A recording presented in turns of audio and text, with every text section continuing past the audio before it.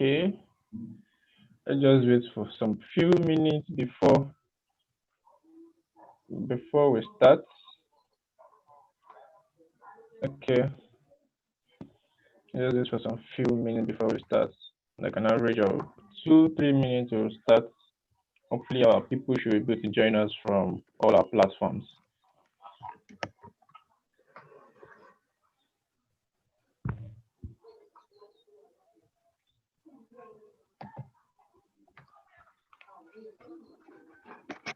I tell him to remove the one that the video is on and leave the one without video.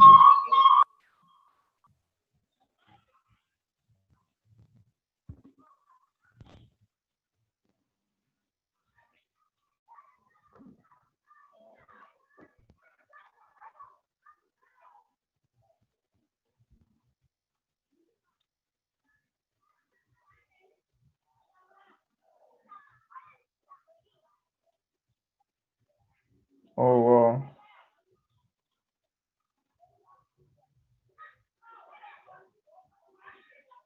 All right. Okay. I think people are joining us already. Okay, beautiful.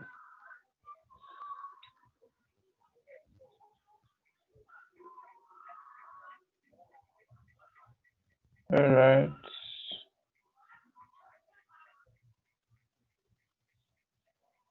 So in the next 1 minute we'll start, and let me just wait. Let's just wait for more people to join us.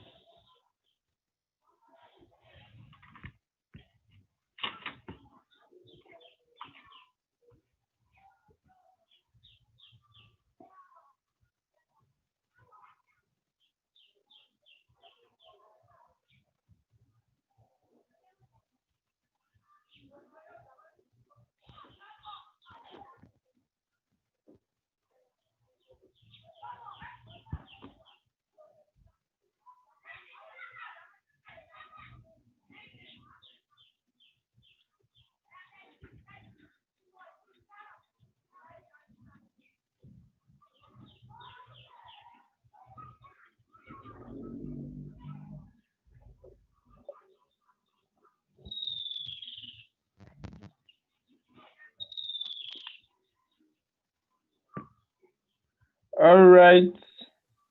Welcome, Mr. Top. I can see Mr. Top welcome to this platform. Thank you very much. Yeah, you're welcome, sir. You're welcome, sir. Thank you very It's much. good to see your face. Yeah, same here. Give me 1 minute. So we'll start in the next few minutes. Okay, sir. We'll start in the next few minutes. Seconds.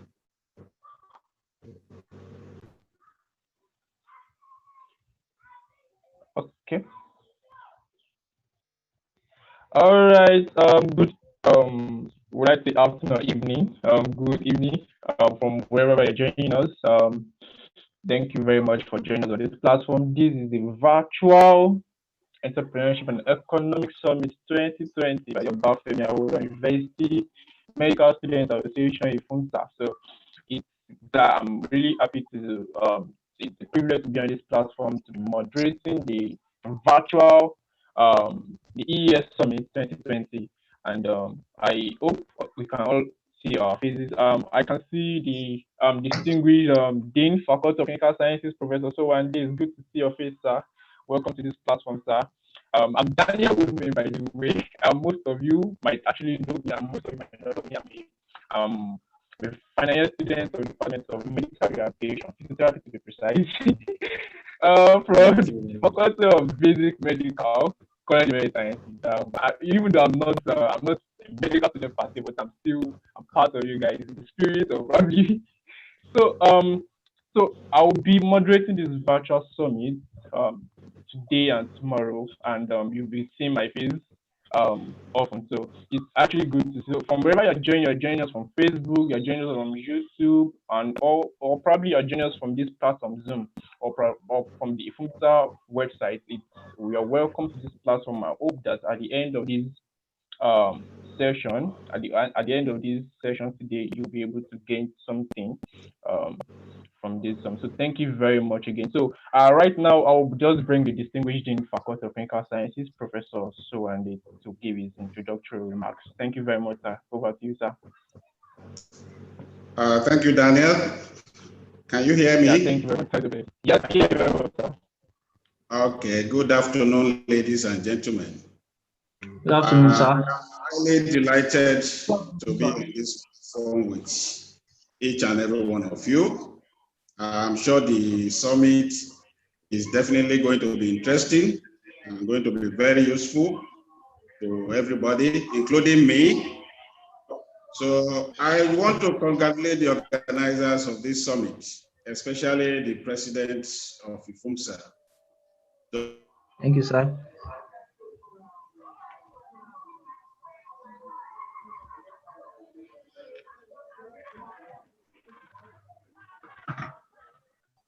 It is gladdening to the heart that they have defined the way for the next generation. And it is even more gladdening to the heart that this is being spearheaded by medical doctors to be. So well done, Dr. Akinola and colleagues. Thank you, sir. I'm sure this is going to further positively enhance the definition of who we are in Nigeria, because I'm sure this is being broadcasted all over the world. The topics you have chosen is apt, germane, considering the economic situation in Nigeria today. And you have chosen as members of this panel, distinguished men and women who have chosen to do it the best way to contribute to the economic and social development of Nigeria.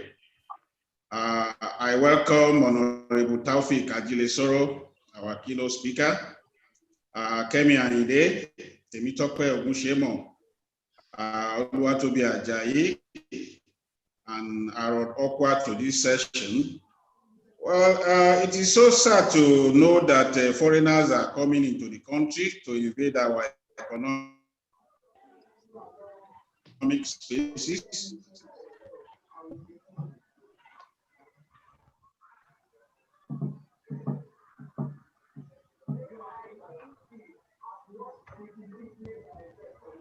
While our youths are clamoring to travel abroad, our doctors are running away by trying to run away yet.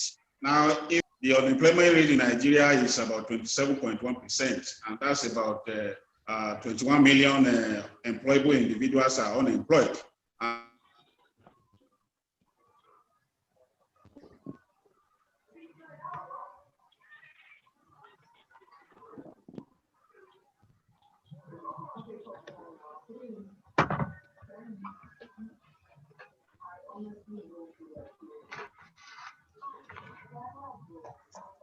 Okay, I think probably network just went off, probably due to probably come back. But then he was trying to give his introductory remarks. So we need to what let me just give an intro to the theme. So the theme for I hope you can hear me, you can all hear me. So the theme for this virtual summit is entrepreneurship. A panel say, okay, Prof is back. Okay, sir, you've not unmuted your microphone, sir.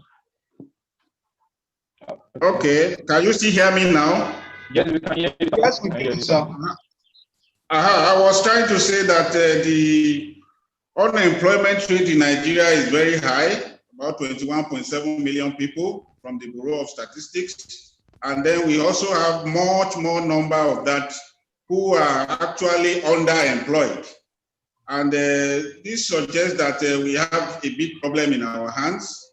And I'm sure the government also realizes this. The NUC, in an attempt to encourage entrepreneurship, mandated the universities to include entrepreneurship and vocational studies in their curriculum, no matter what course you have studied in the university. And the Obafemi Awolowo University also recently introduced these courses into our curriculum in Ile-Ife.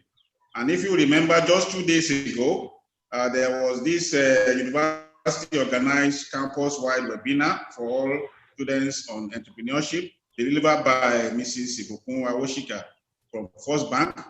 So this shows that everybody is realizing the importance of entrepreneurship in economic development of the country. And of course, we at the Faculty of Clinical Sciences believe in the concept of what is called doctorpreneurship. We'll probably get into that in the future as a means of halting the brain drain involving our medical doctors. So it is obvious that Nigeria has the human and natural resources to succeed economically. We have the population, we have the intelligence, and with appropriate financial and infrastructural support, we can all make it through entrepreneurship. And we can reduce the level of unemployment in the land and elevate a significant majority of our people out of poverty. So I want to just encourage us all to listen carefully, to learn, and to think. Once again, I congratulate the IFUMSA for organizing this summit, and I wish you all a happy celebration. Thank you. Thank you very much, sir. Thank you very much, sir. That was an awesome remarks. Thank you very much. So, like I was saying, okay, the theme for this summit is entrepreneurship, a pathway to sustainable economic development. And I just want to give a brief intro as to what we'll be expecting. And I want okay, entrepreneurship basically was actually seen as an alternative to unemployment, just like as the prof said, and poverty, which could actually be a panacea to development or for development or to sustain economic development, as the case may be. And today, basically, there is this growing perceptions among entrepreneurs, especially okay, which students on the campus, a lot of us are actually involved in something. Probably you makeup artist, you sell something to earn a living on the campus, you sell credit cards in your hostels, you do something that actually you earn a living from it as a student. Do you understand? So there's a great perception among entrepreneurs that success could only be achieved early through maximizing short-term profit and growing importance of corporate social. So, but this summit it aims at to aim to serve as a discussion on the entrepreneur implications towards sustainable economic development, and this is what we'll be discussing throughout this summit. And from the theme, we have sustainable economic development. Development could also mean eliminating poverty, eliminating unemployment, inequality, and sustainability could actually also associated with satisfying like a nation's economic needs for natural resources without compromising the needs of the future, the future, the needs of the future generations. Like meeting the needs, basically sustainable development. Like basically means like meeting the needs of the needs of the present generation without compromising the needs of the coming generation. So it's very important as youth, as students, as citizens of the country to understand this thing. Do you understand? So and this is what we'll be discussing throughout this summit. This entrepreneurship, the entrepreneur implications to sustainable economic development. So right now, I will just bring up the president, Obafemi Awolowo University Medical Student Association, the person of Mr. Beloved Akinola to give his remarks. Mr. Beloved, are you on? Yes, thank you very much, Daniel. I really appreciate. You're welcome. Thank you very much, the Dean, Professor Showande. We really appreciate your presence here, sir. It's a pleasure having you with us this evening. Thank you very much, sir, for joining in. I want to appreciate our guests for joining in also. Thank you so much. We are looking forward to a very, very wholesome experience with each and every one of you. I want to offer my warm welcome to everyone joining in on whichever platform that you are joining in from, be it Zoom, YouTube, Facebook, on the website. I welcome each and every one of you to this virtual seminar. The Entrepreneurship Summit is one that has been incubating over a year now. We thought about this program since October last year.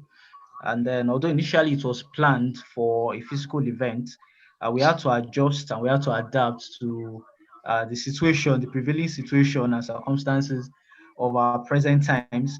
And we are pleased to deliver the summit at this point in time today. Thank you very much. I want to appreciate the leadership of the faculty and the university at large and our speakers also for honoring our invitation. We do not take it for granted and we are really, really very grateful. for giving us the opportunity even to learn from you all today. Thank you so much. And then I also want to appreciate the team, members of our team that puts together this summit. Thank you so much. This summit has been a product of deliberate hard work from each and every one of us at IFUMSA, and we are really happy and glad to deliver this at this point in time. And I want to welcome every site who has taken time to join this seminar, every member of the association. I also want to welcome members of other medical schools across the country, presidents across the country. Thank you so much for joining in. We really appreciate you. And also every other person joining in, some of our alumni members are with us. We really appreciate you. We have other students across board from other faculties, from other universities also. I want to welcome each and every one of you, and I really appreciate your presence here this evening. All right. Our motivation for this summit is in recognition of our role as leaders in the healthcare sector. And then we understand that the thriving situation in our healthcare is inextricably linked to the success of the economy of the nation.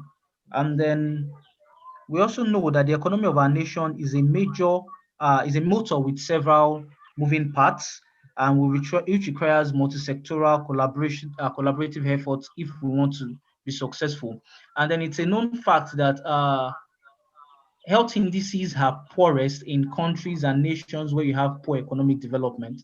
And we as healthcare workers, we as doctors, we believe that we can address the problem of economic in our nation. We'll be directly and indirectly also answering the question or improving the state of health of the members of the country. And that's what led us to have this program at this point in time. And then we also believe that through this summit, we hope that both medical and non-medical students will recognize that they each have a role to play in transforming the economic story of our nation, Nigeria. And then one of our major objectives for this summit is to equip and empower and also familiarize attendees with necessary career and entrepreneurial tools that they need, and then skills as well as vast ideas, knowledge of happenings and trends in the economy, and then to also expose them to opportunities that are available for each and every one of us in the nation Nigeria. And we also firmly believe that through this summit, we'll be able to actualize all our objectives. Thank you very, very much. Once again, I say welcome to each and every one of us. And it's a pleasure to be here with us this evening. Thank you so much and welcome. Thank you for joining in, and do have a wonderful and enriching time here. Thank you very much. Thank you very much, Mr. President. Thank you very much. That was an awesome remarks, and just like the president just giving like a brief intro about the team, about the expectations for the summit also, and like I was saying about the topic, entrepreneurship and small business is basically a basic of the economy, which are responsible for the innovations that influence the growth of the free market and general performance. So entrepreneurs, we have a pivotal role that we have to play when it comes to the economy of a nation. Do you understand? So right now we're supposed to have the keynote speech, but right now the honorable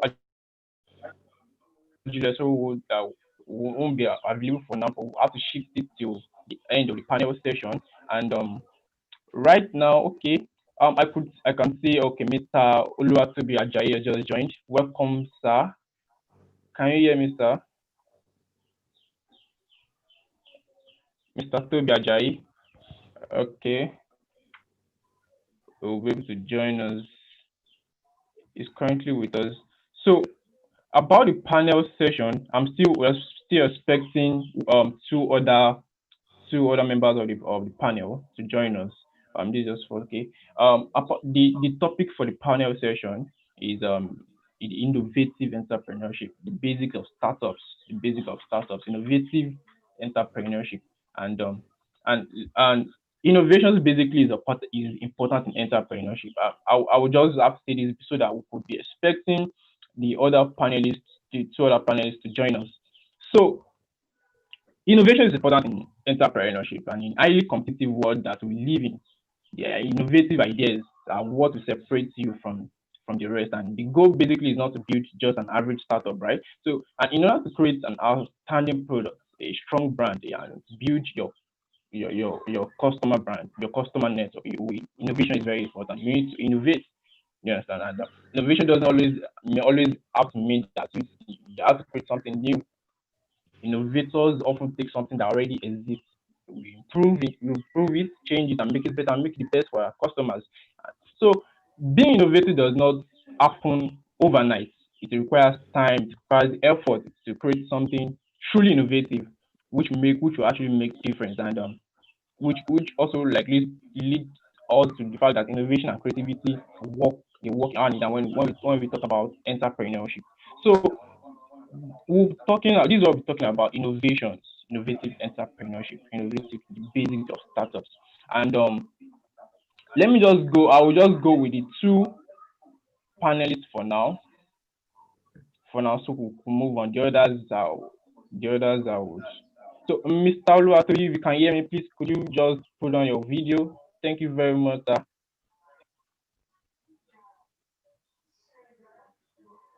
Okay. I can only see Mr. Tokpe here. Okay. Okay. Let me just start with Mr. Tokpe, please you could unmute your microphone, sir. All right, thank you, Mr. Moderator. So thank you very much for joining us, sir, Mr. Tokpe. It's really nice to have you on this platform. My pleasure is mine. Can you hear me, sir? Yeah, I can hear you very well. Can you hear me too? I can hear you very well, clearly. Yeah, I can hear you. All right. Oh, thank you very much, sir. And it's a privilege to have you on this platform. And I've read through your citation. I've noticed that wow, this is an awesome person. Your citation is filled up, and it's a privilege meeting in person. And okay, I read you stand at the forefront of the fastest growing IT organizations in Nigeria, the Crystal Digital Network Solutions, which provides leadership for the continued development of an innovative, robust, and secure IT environment in the educational sector with a concentration on basic secondary subsector. So I've actually read that, but I have some few questions for you here so that we wouldn't have to wait for others to come around. Now let's just start from the theme, sir. Innovative entrepreneurship.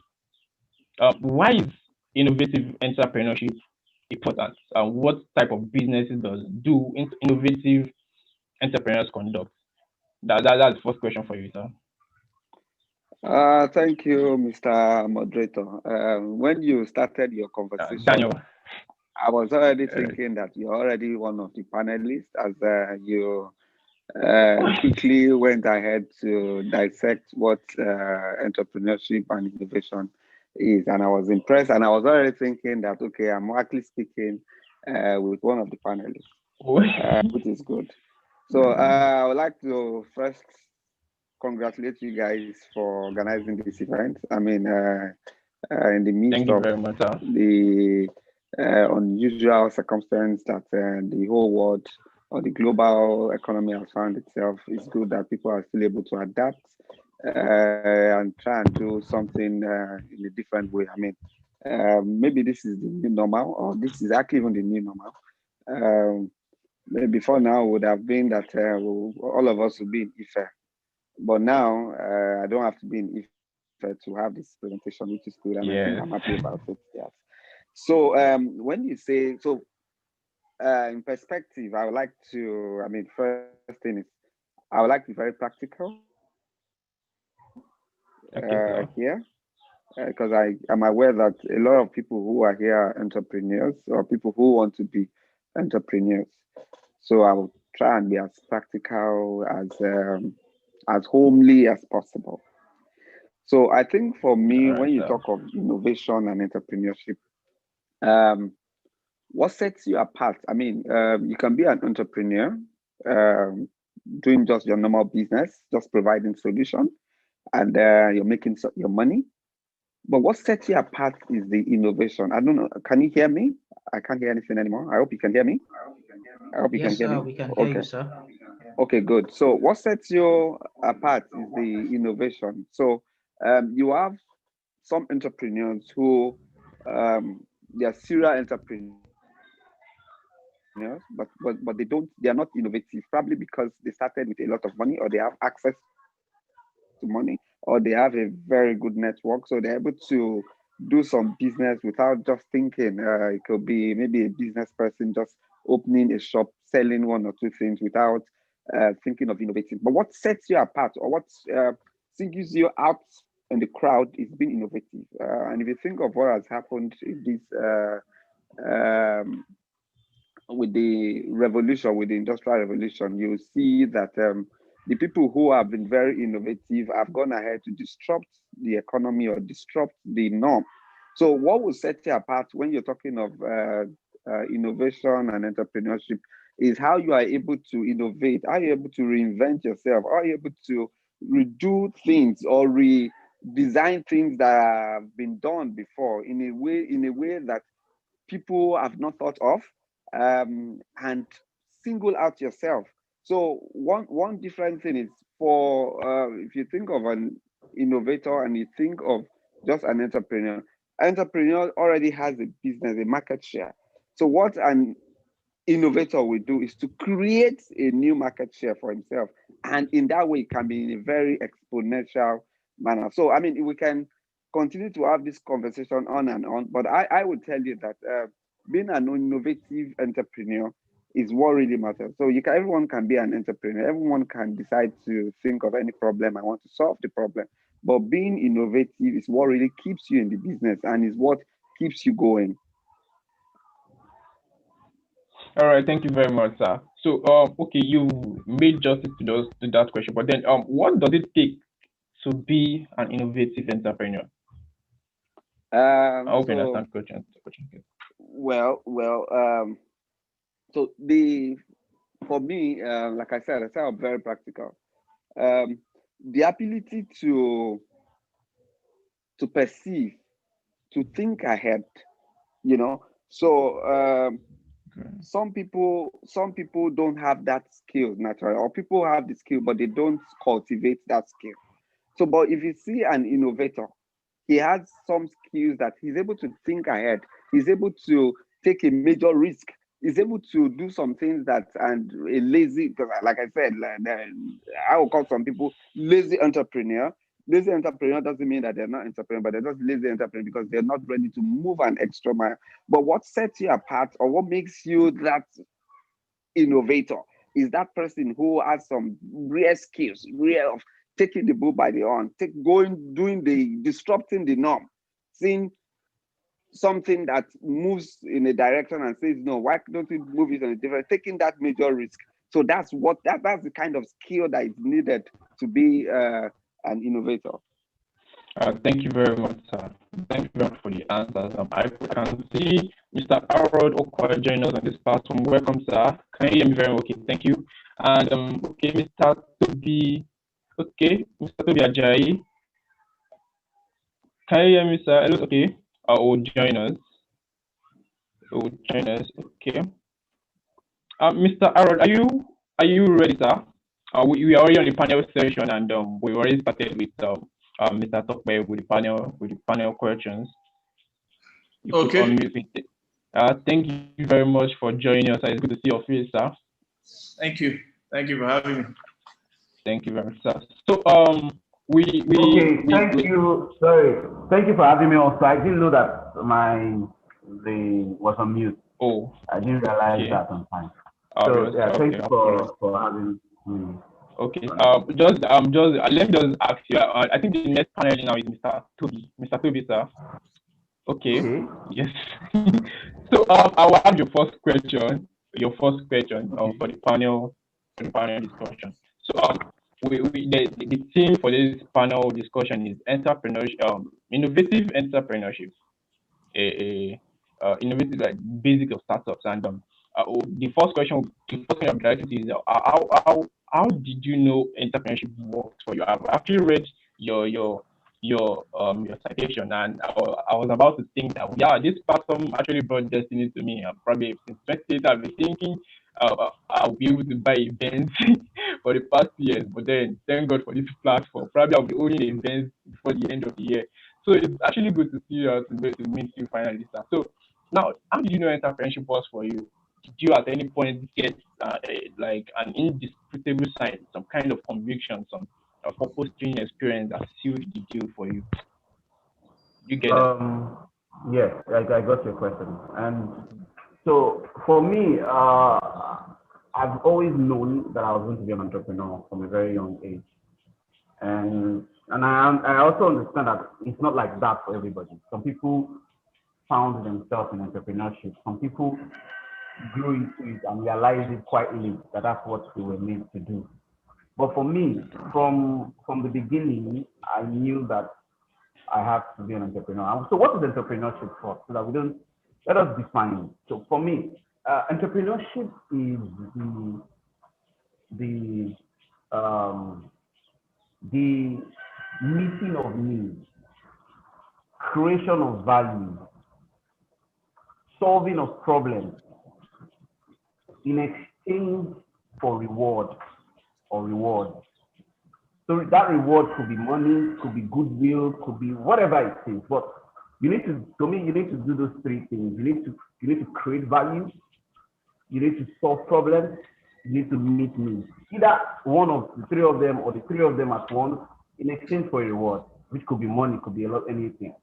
So so from a very young age, maybe because I'm the first child, the first born of my parents, I've always been the problem solver. I've always been the person who, and my dad was not really around. He was always traveling from one part to the other. He wasn't really at home.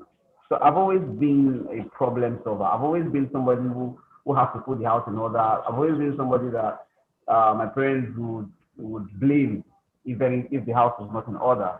So from such a young age, just want to solve problems. Then as I was growing, I wanted to actually become very impactful. I didn't even want to be in the automobile industry for real. I wanted to be a farmer. I wanted to feed millions of people. That was my dream. That was the dream I had. I had a dream that I would have a very big farm, and that farm would feed so many people. Millions of people would not go hungry because I own a farm. So and that was that to me, and that is the basis of entrepreneurship. When you want to solve a problem, when you want to meet people's needs in exchange for making some money or getting some reward. And of course, life took me to automobile, took me to Mercedes-Benz Nigeria, and that's where you know entrepreneurs.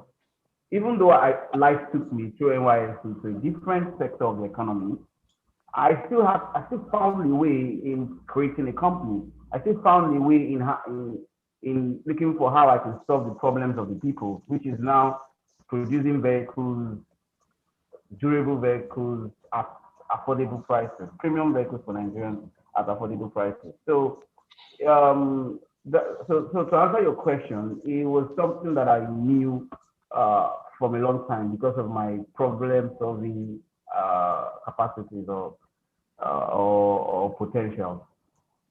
So I think I answered that. All right. Thank you very much. Thank you very much. Okay, now to Mr. Harold. Mr. Harold Okwa. Mr. Harold is the co-founder and managing director of Jet Setter, correct with the pronunciation, and a company that creates access to private air travel and helicopter shuttle services, which seamlessly connect travelers to private aviation providers at attractive fares worldwide. And Mr. Harold sits on the board of several companies, including the Vested Limited, Viral Concept Limited, Petroleum Service Limited, and Bond. So, and for 5 years, he was employed by Orlando Marketing PLC, where he was capital Abuja and the environment in the north central part of Nigeria.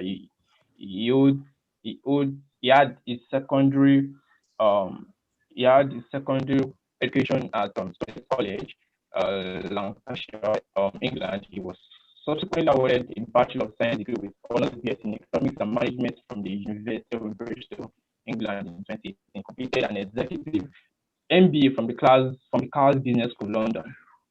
And he frequently visits other countries in the bid to explore other international brands, and thereafter tailor his knowledge and experiences to build international competitive Nigerian brands.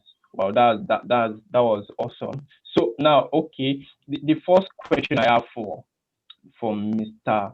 Harold. Now, between you were working with the Owando PLC before you could Yeah. own your own company. And okay, let me say the first question is, okay, between entrepreneurship and entrepreneurship, how can one startup survive by maintaining its competitive and dominant nature in the face of the strangulating challenges in Nigeria, vis-a-vis the lack of the presence of the lack of capital, the presence of overbearing venture capitalists, tariff barriers, disruption in market dynamics, mismanagement of resources, to mention if you putting aside an already established absence of enabling infrastructure. So how can startups survive amidst all these challenges? Okay, Daniel, thank you so much. Thank you, and nice to welcome, see the other panelists. Chairman Tokwe, I see you. Thank you so much. So just going straight into it. Entrepreneurship and I think first of all, you have to have that creative flair. If you have the creative flair, it's easier. So even at the time where we were in Owando, we still had to innovate. We still had to be creative, despite us working within another framework, right? So even then, at the time when we came into Owando, it was we're trying to grow our footprint, the network, station outlets, and how do we grow our footprint across Nigeria? And initially, so at a point, it was how do we acquire the stations? And initially, it was a case of buying the stations, but we figured, okay, if we had this pool of money, how many stations can you possibly buy across the country? So then in the whole entrepreneurship spirit, we started doing leases, right? So some of the stations where we could not acquire, we started doing leases, 10-year leases. Later on, when the lease amount became extremely high, we now started doing, so we innovated something called a volume lease, right?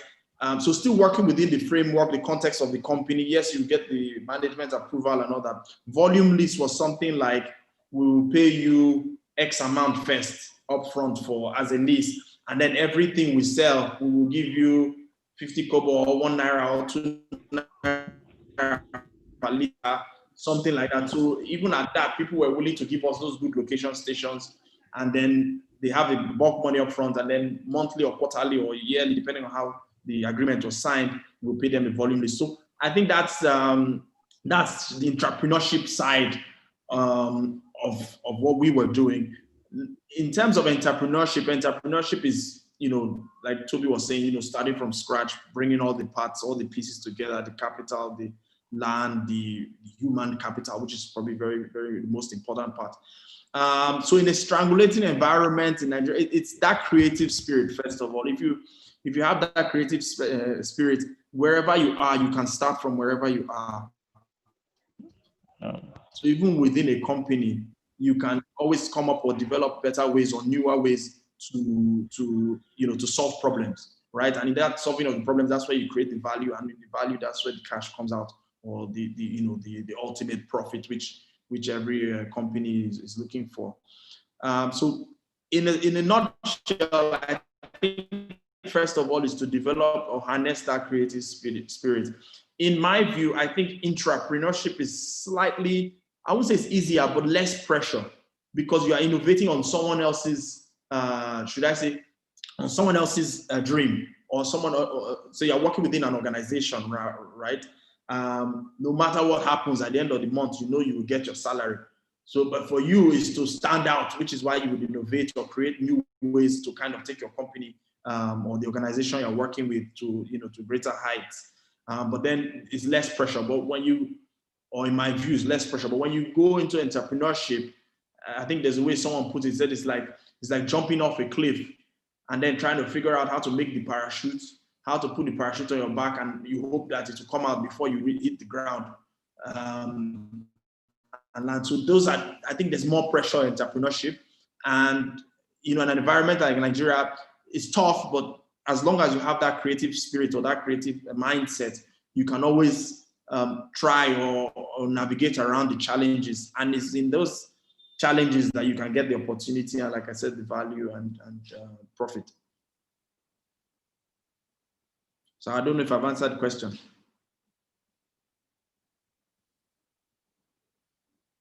Hello. Thank you very much, sir. So now, look, the next question to you now. The next question to you. There was this conference I attended. In Lagos last year, about an ideation conference. We were told basically that before you start a business, or as an NTA, you must know the laws and policies governing that business. Running the business through a lawyer, which is actually very important, which most of us we don't take very seriously, especially as students, as young people. So now the question is now determining what entrepreneurship framework works for you is not. We know that it's not a small task. So making consulting decisions is an even bigger task. So how do we get from being an entrepreneur with just your dreams and ideas to someone hiring legal consults, financial consults, and so on, like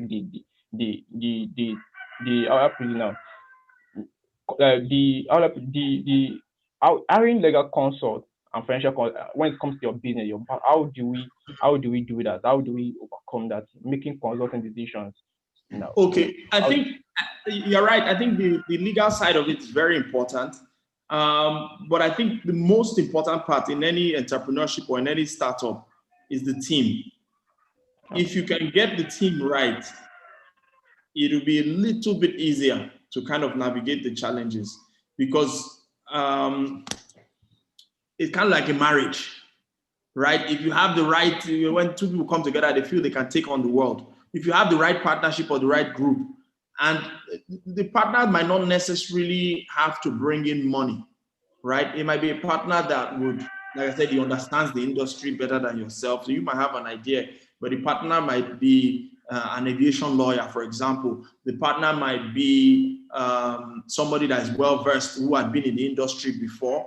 Again, it might be a case of, that's where the entrepreneurship comes again.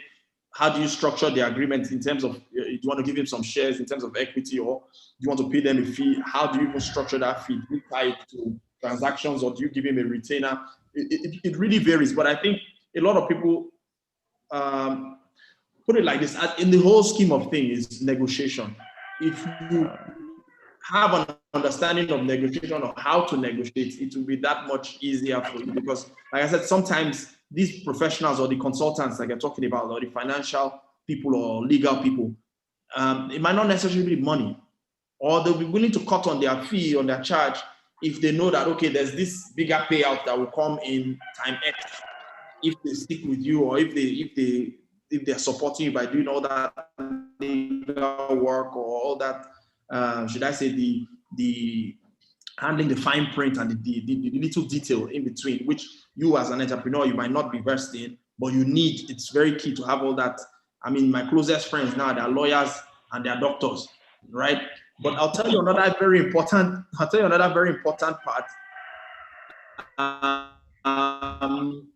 HR, right? So early on in my whole entrepreneurship gig, I underestimated like having like an HR person or an HR department or an HR unit. Later on, as you go on, you'll find out that human resources is probably on that same level of importance with the financial, with the legal. In fact, those three, I think, if you can have a good, when you're starting early up, you don't want to have in-house people, right?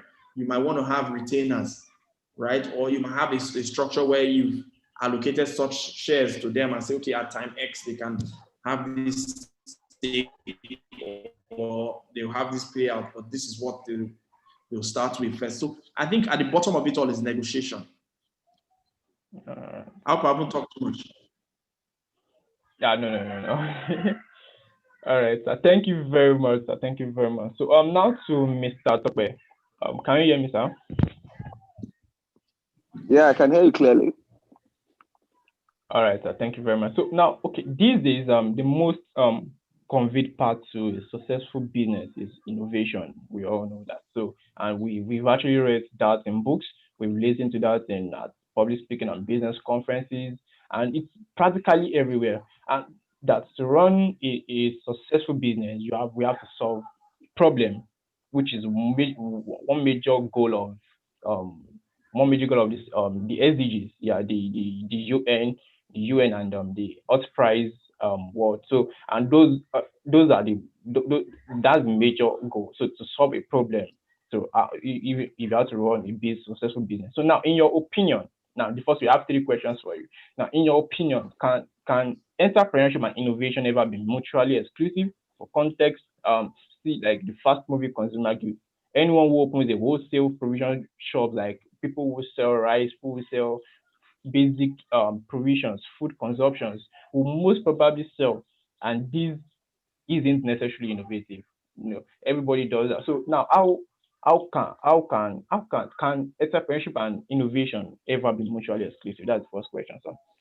Okay, if you think about my first question that I responded to, I mean, I think it's almost interwoven with this particular question, where I mentioned that if you have someone who is just an entrepreneur that has a business and doesn't need to, that has a maybe risk-free or less risk, he's able to navigate his or her way around the business.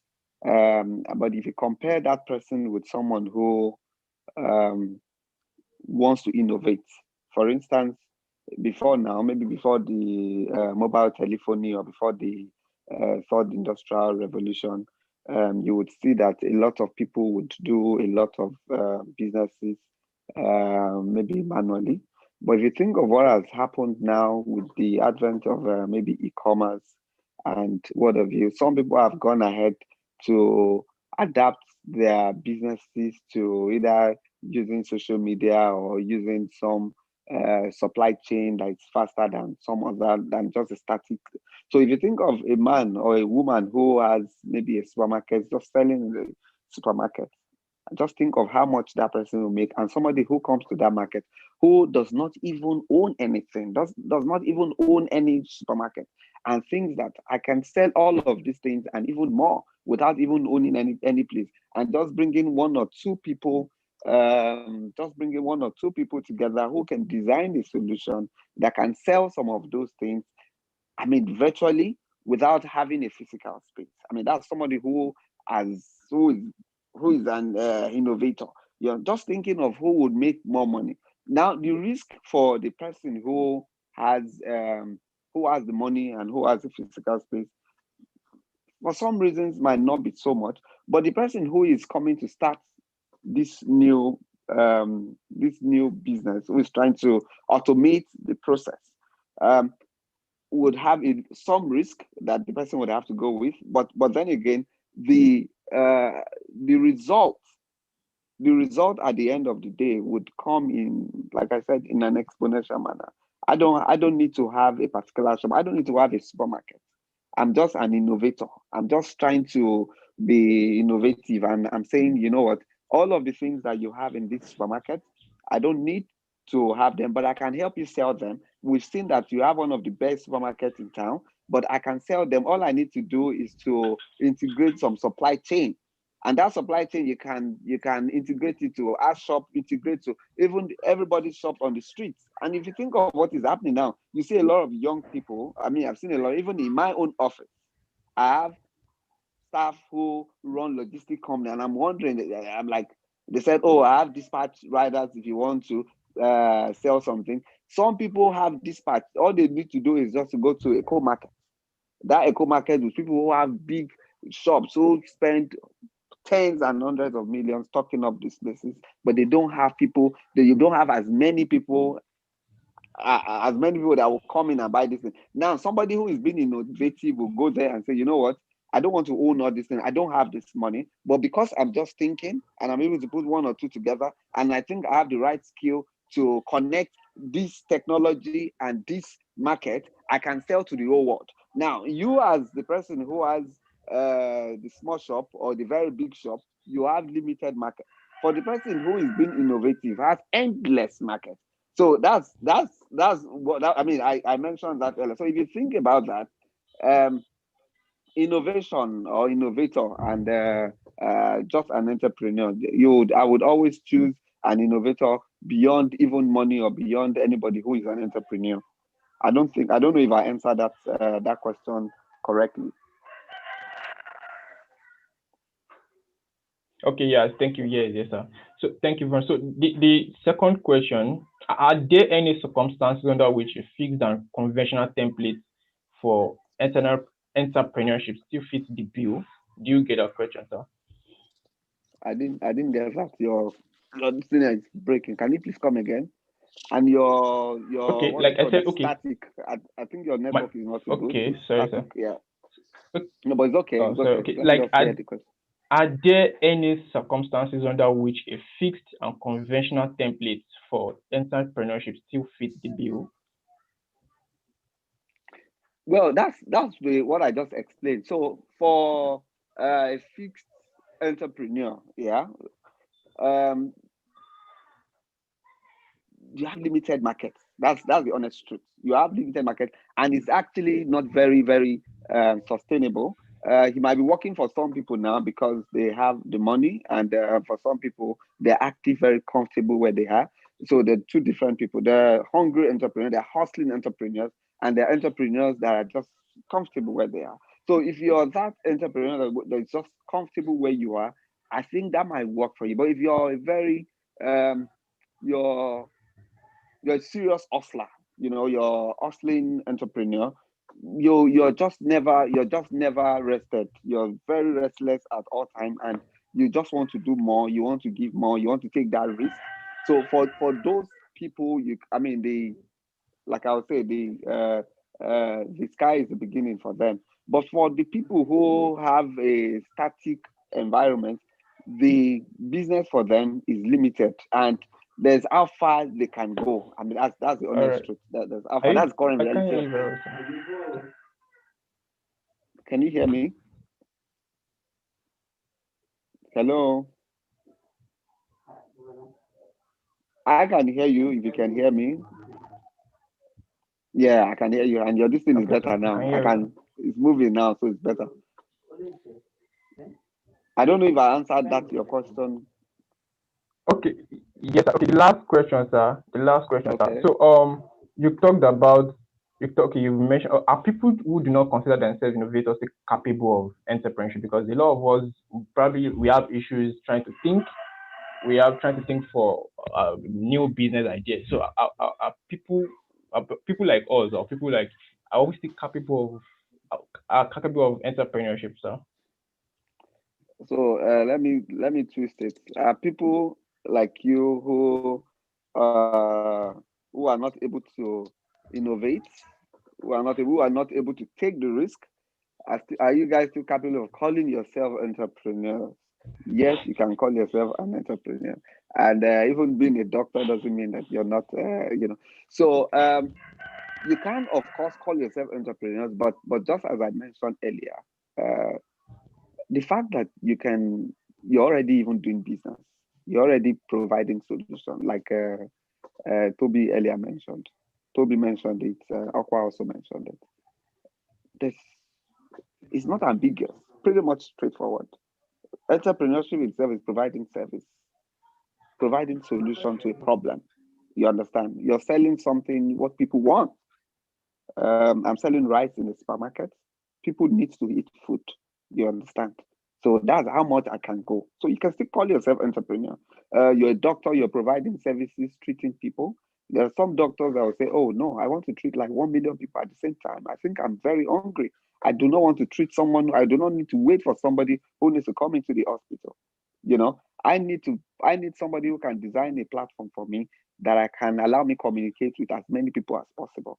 So that skill, that zeal inside you, that's what makes you different, and that's what sets you apart from the crowd. You know, that's what sets you apart from the crowd. You know, so but being a static person, we're not going to say you're still not an entrepreneur. You're still an entrepreneur. If you decide that you just want to be a doctor, you don't want to innovate, you don't want to think of what the latest technology is in reaching out to more people, it doesn't stop you from being a doctor or being an entrepreneur. You're still an entrepreneur, you're still an entrepreneur. But the thing is, the innovative entrepreneurship or the entrepreneurs are the ones that will probably even lead different. Like think of what companies like Amazon, like the Amazon of this or the Apples of this world are doing. All they did was just to understudy what everybody has done. They were only handling data. For instance, like Amazon, Google, Amazon, they were only handling data. Then they looked beyond handling those data and said, okay, beyond just handling this data, we can process this data in a way that we can decide or determine what people want to buy. The person who is selling those things is not really concerned. He's making his money. But for some people who have gone ahead to handle this data, to keep this data and now saying, let's process data in a way that we can think of what people really want to buy, who are really buying what. And that's what's making them, they've decided to remain on the top of the chain. So for the people who are actually producing those things, they're not going to say they're not entrepreneurs. They, of course, they can call themselves entrepreneurs. But there are some people who are just very hungry entrepreneurs, who are very innovative. Innovators who would always go ahead. So, I mean, that's pretty much the explanation to it. Thank you very much, sir. Thank you very much, sir, for the answer. Thank you. I can see Mrs. Kemi Aidi join us on this platform. Thank you for joining us, ma. Can you hear me, ma? You can mute your microphone, ma. Okay. All right. Yeah, I can hear you. Good evening. Sorry, I popped in. No problem. So once again, I'm Daniel Bumi. I'm a student on the campus.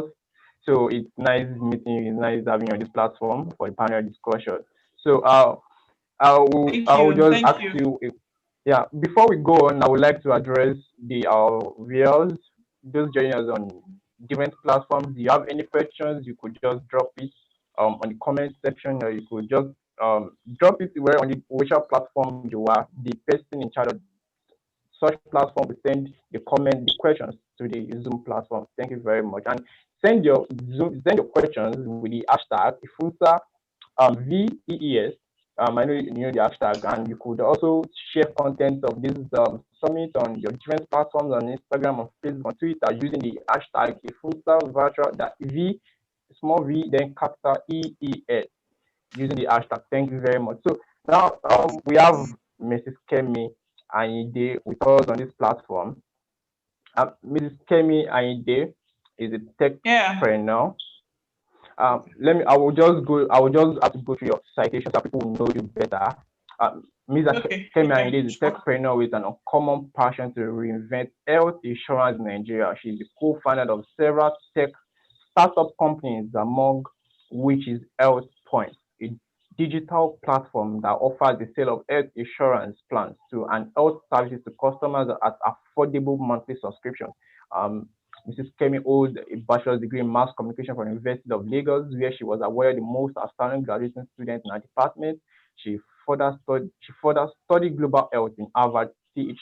Chan School of Public Health, business communication in Rochester Institute of Technology, contract law in Harvard Law School, digital branding and engagement in Curtin University, and corporate identity and brand management in Pan Atlantic University, Lagos, Nigeria.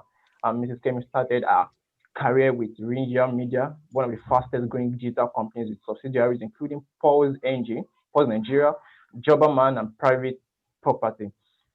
She has co-founded other tech startups, some of which are Fleet Partners, WorkClick, and Microspace. Mrs. Kemi is happily married with two kids.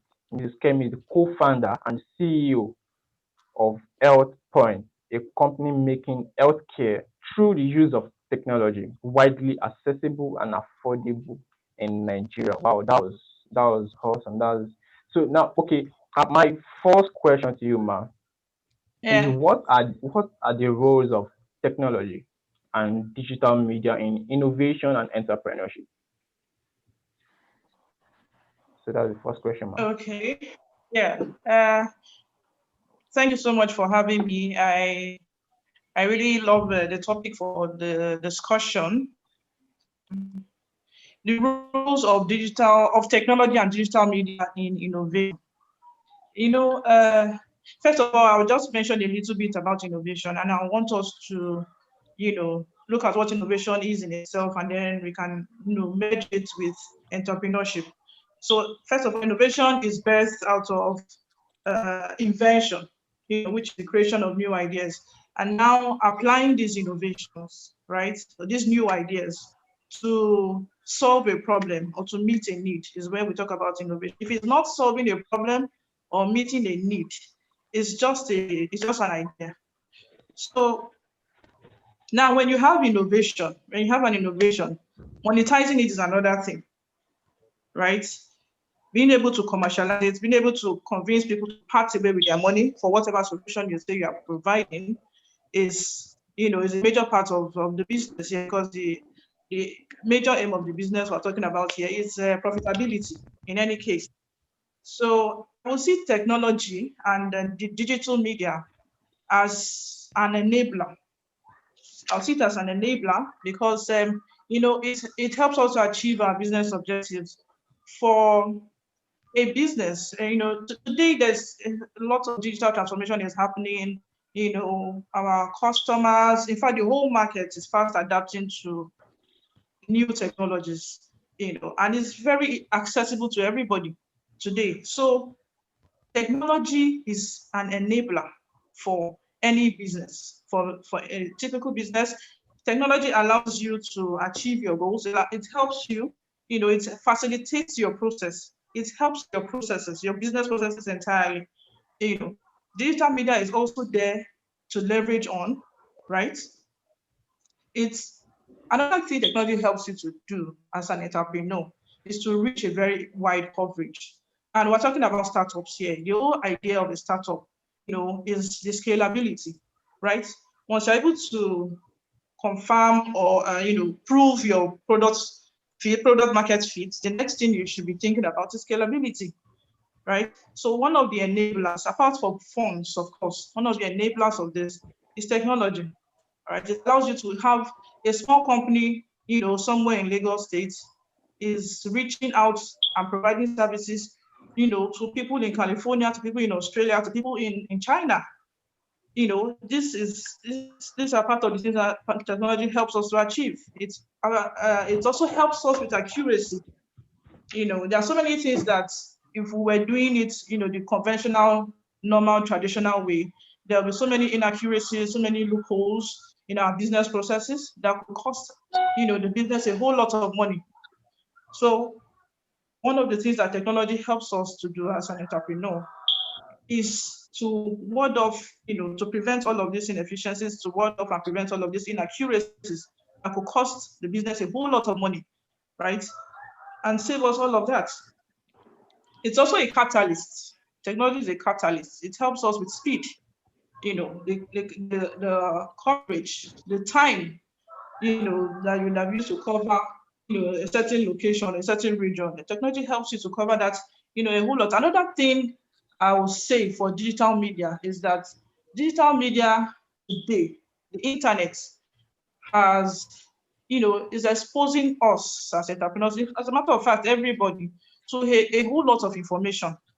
So there's a huge, a huge information, we can describe it as a huge information source for us entrepreneurs, right? Especially for a creative entrepreneur who is always seeking knowledge, who always wants to know what is happening, what's happening in my industry, what's happening, with my competitors, in fact, what's happening outside my industry, what are the government policies that are, regulating my industry. Okay, what are my customers plugging into? What are my customers doing? What are my customers' preferences? So all of this information and more we can get on the internet, right? So it's a huge information source for us. There's also the part of analytics, which I would say that we can all leverage technology for. Technology would help us. Analytics is very important, especially for decision making, for an innovative entrepreneur who always wants to be on top of his game.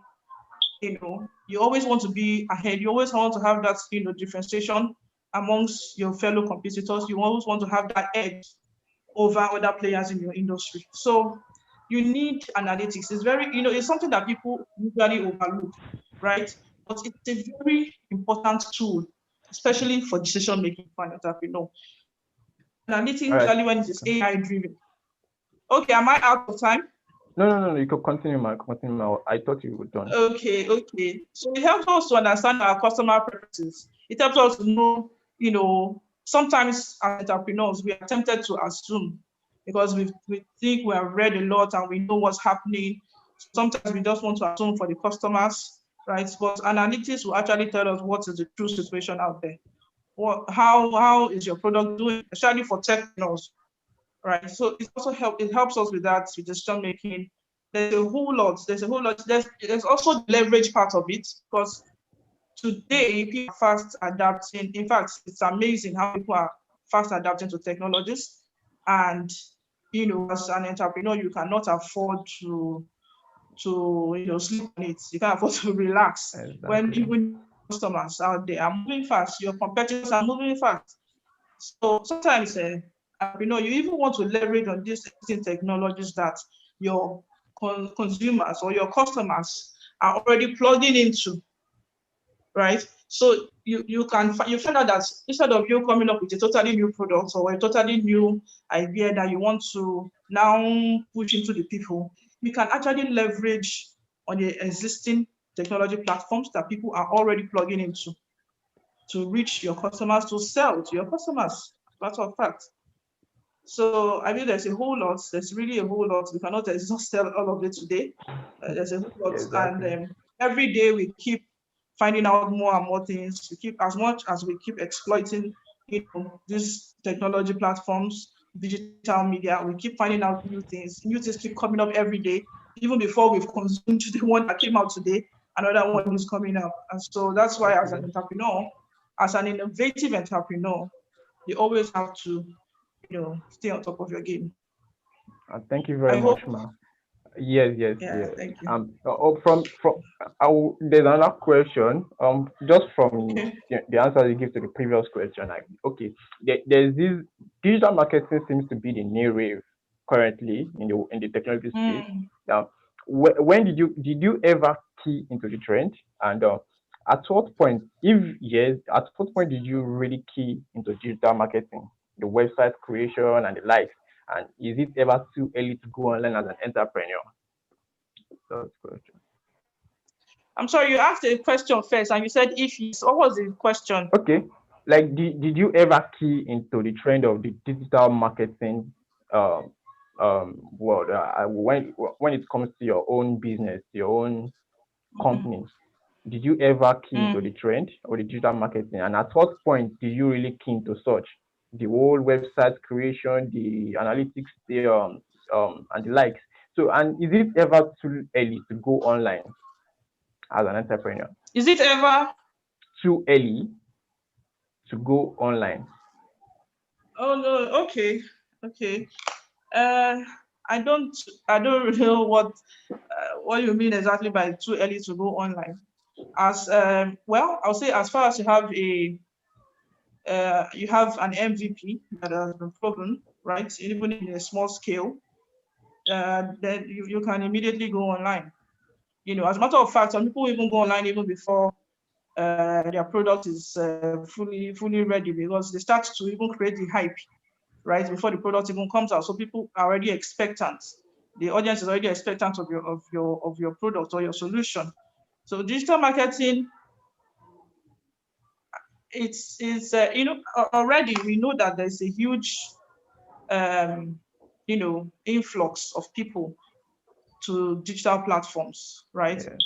There's a huge audience on social media right now, very, very huge, and it is fast growing, so you have to showcase your products where the people are, because one of the things that is very important to you as an entrepreneur is visibility, because no matter how fantastic your product is, if it's not visible to the potential customers, my brother, you might have to, buy your product by yourself. So of course, you know that this is where people are. Everybody's on Instagram.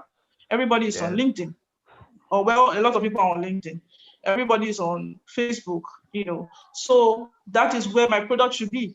People right there, there are millions of people out there that should see my products, should know my products. So I have to reach them there.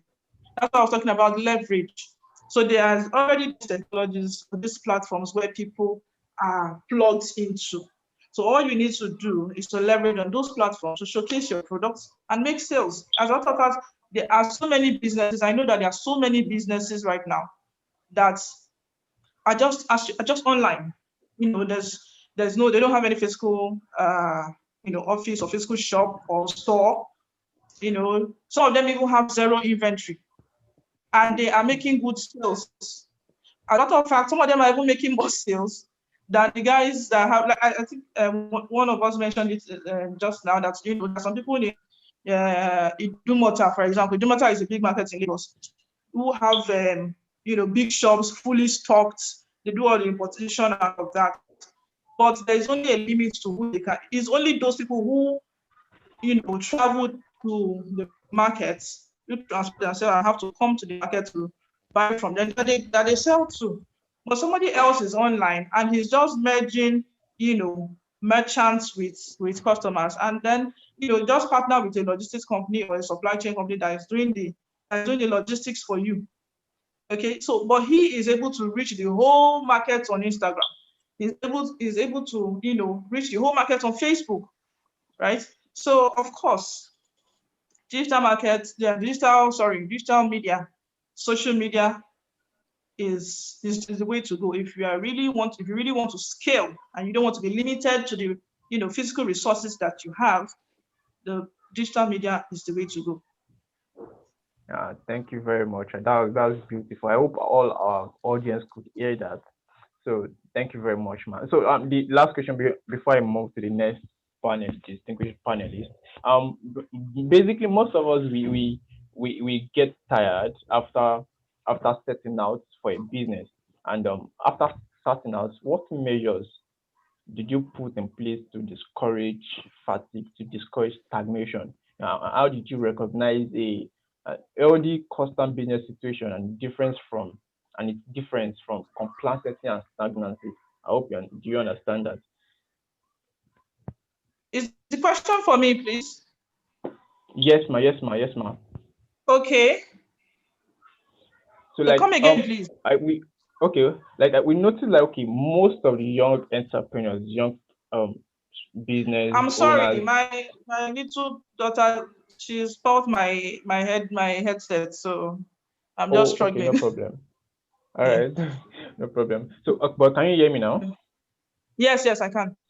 All right. So I noticed that most of we young entrepreneurs or business owners, as the case may be, we sometimes we get tired, we get fatigued over time after starting out a business, and we notice we are not really progressing, we are not really making much, we are not seeing results. Do you understand? So now after starting out, now what measures did you put in place to discourage stagnation, and how did you recognize like an healthy constant business situation and its difference from complacency and stagnancy? How did you recognize that, and what measures did you put in place to discourage that? I think about what we should be asking ourselves is what are the things that actually causes, or what are the things that causes complacency, right? Or what are the things that causes the frustration along the line for the start, if I'm getting you right? Yes. Okay. Yes. I think there are a lot of things that could lead to this frustration we're talking about along the way. I think one of the major things is funding. One of the major things is raising funds. Another thing is maybe we didn't get the products very right. Another thing is probably the startup founder is maybe putting the cart before the horse. Okay, I'll explain that. For funding, is very clear. When you have proven your product market fit, the next thing you want to do is to scale. And how do you scale? You need funds most times. It's either you need funds to acquire a more robust technology, or the real technology that would help you scale as fast as you want, or you need funds to market, you need funds to grow your team, right? You need funds to grow the business basically, and you're struggling to get funds. You probably don't know how to go about it.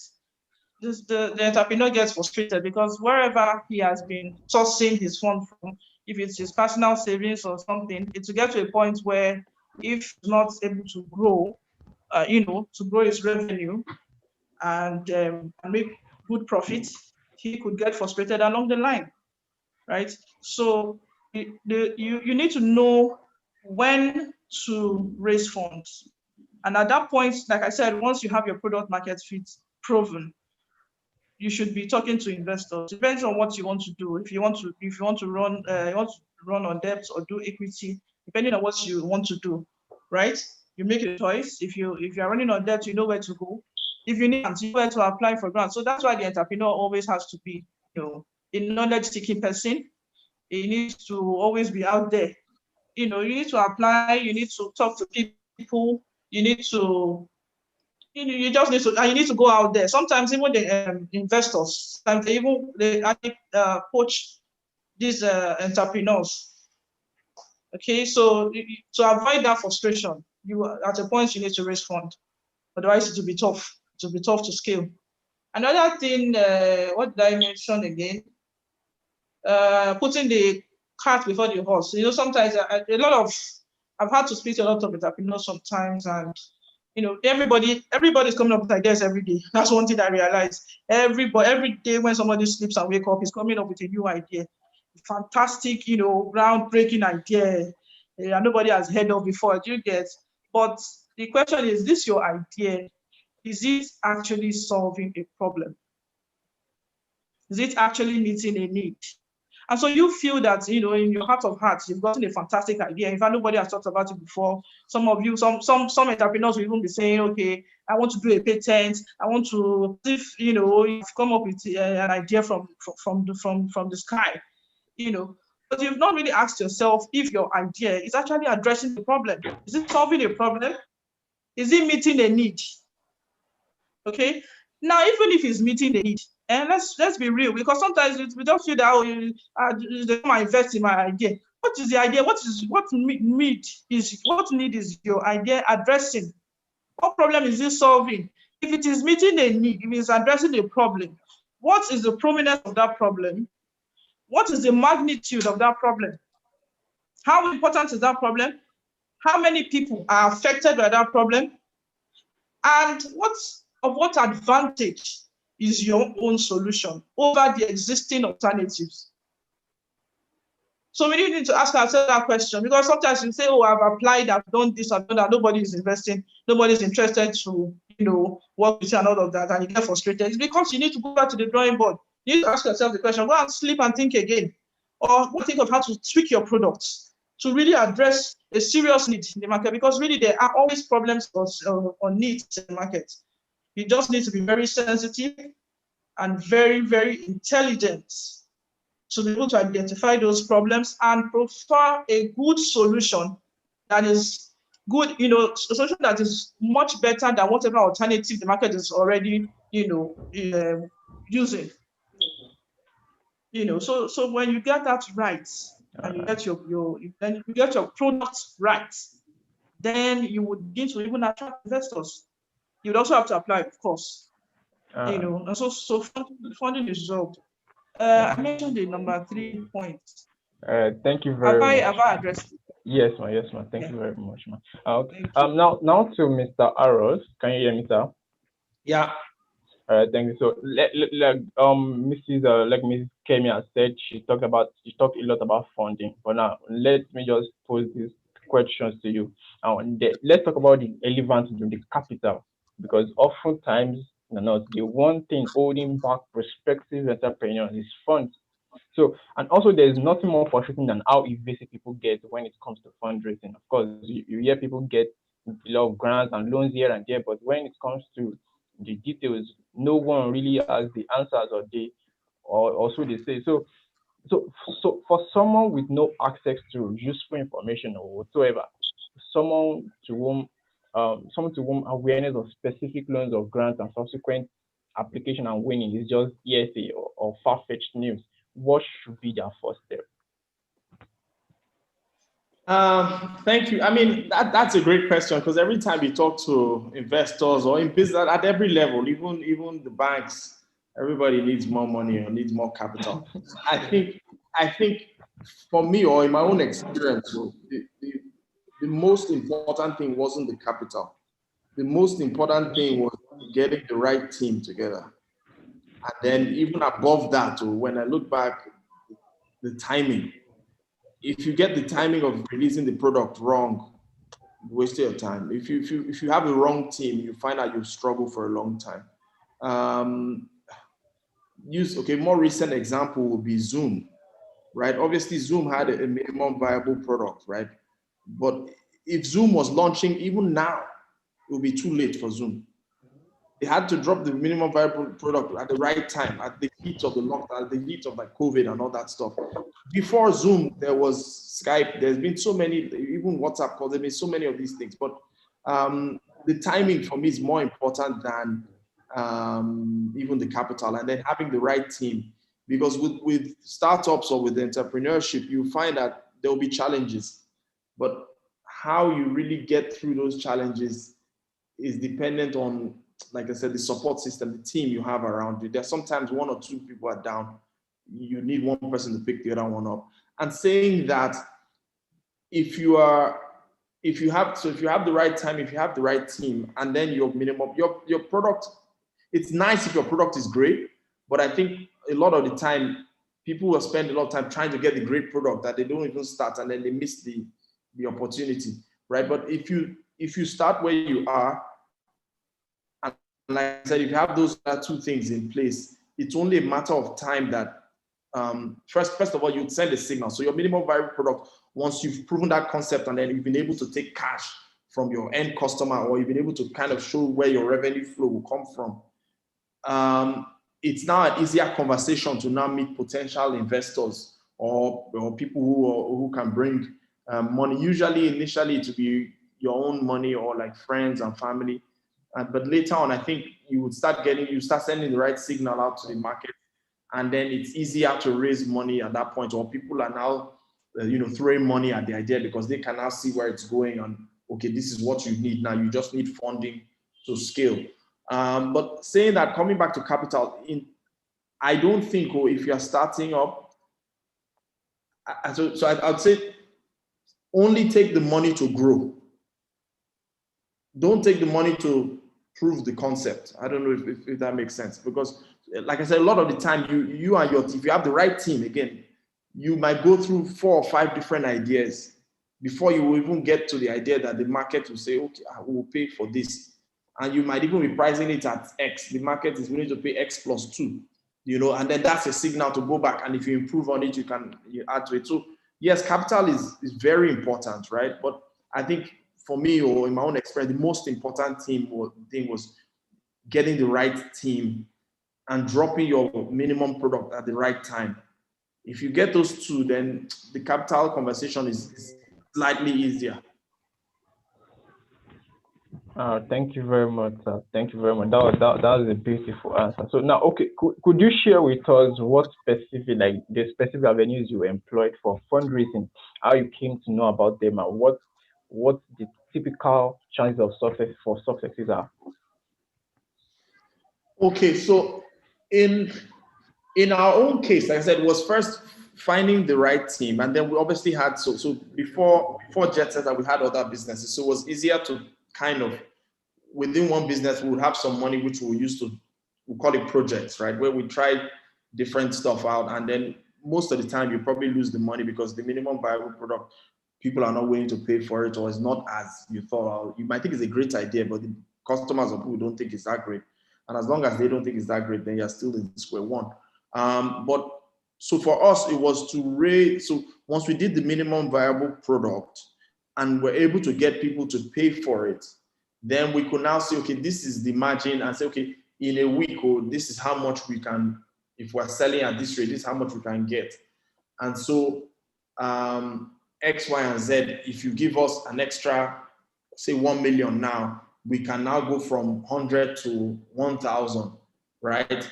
For this 1,000, we can either pay you back some money in cash, or we can give you some stake or some shares, or, that's why, if you remember earlier, I talked about negotiation. I think even the capital conversation is a negotiation conversation. If you can get the investor or the potential money back to see that, okay, one, you're not going to lose this money. So a lot of the time when you meet the investors, their biggest fear is losing the money, right?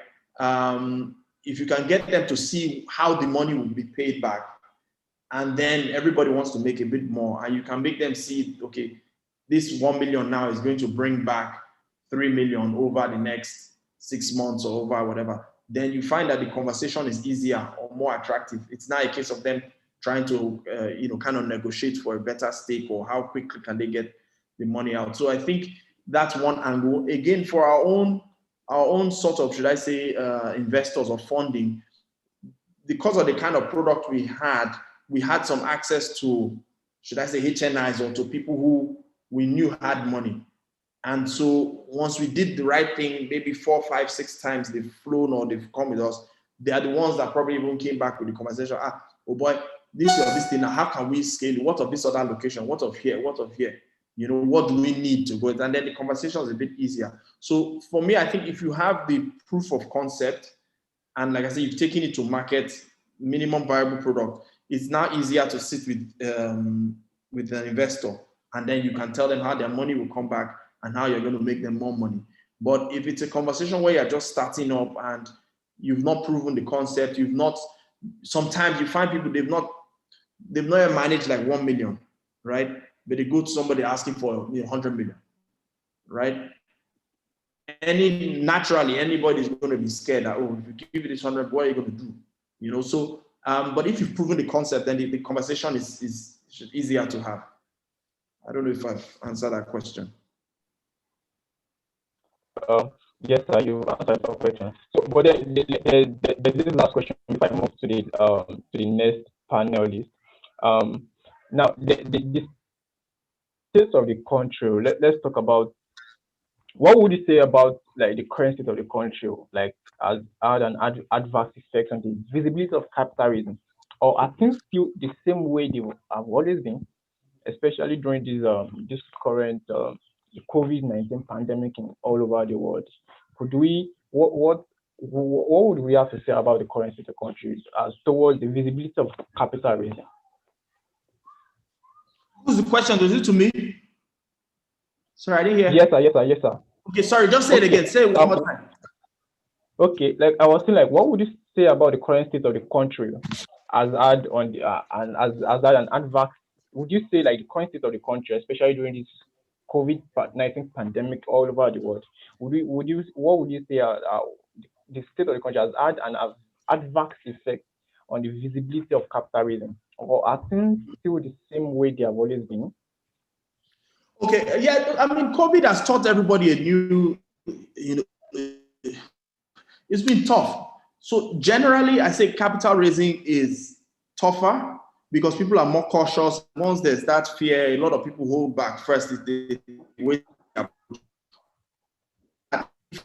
you notice, so during the first weeks of COVID, right? Yes, sir. I tell you, a lot of people sat down and said, I have to be in the food business. Because despite everything being locked down, they'll tell you the only thing that were allowed to be open were the supermarkets, were the people selling food. And then if you look in the last few months, a lot of food delivery companies have sprung up. So again, about timing. If someone said in food business 2 years or a year, you might not look at it as attractive. But now you brought that to them, it'll be significantly more attractive than if someone came to you and, right? So it's that timing thing I was trying to get to you, that even no matter how hard it is, there are still people that are looking for, they're looking for the right opportunities, because it's in.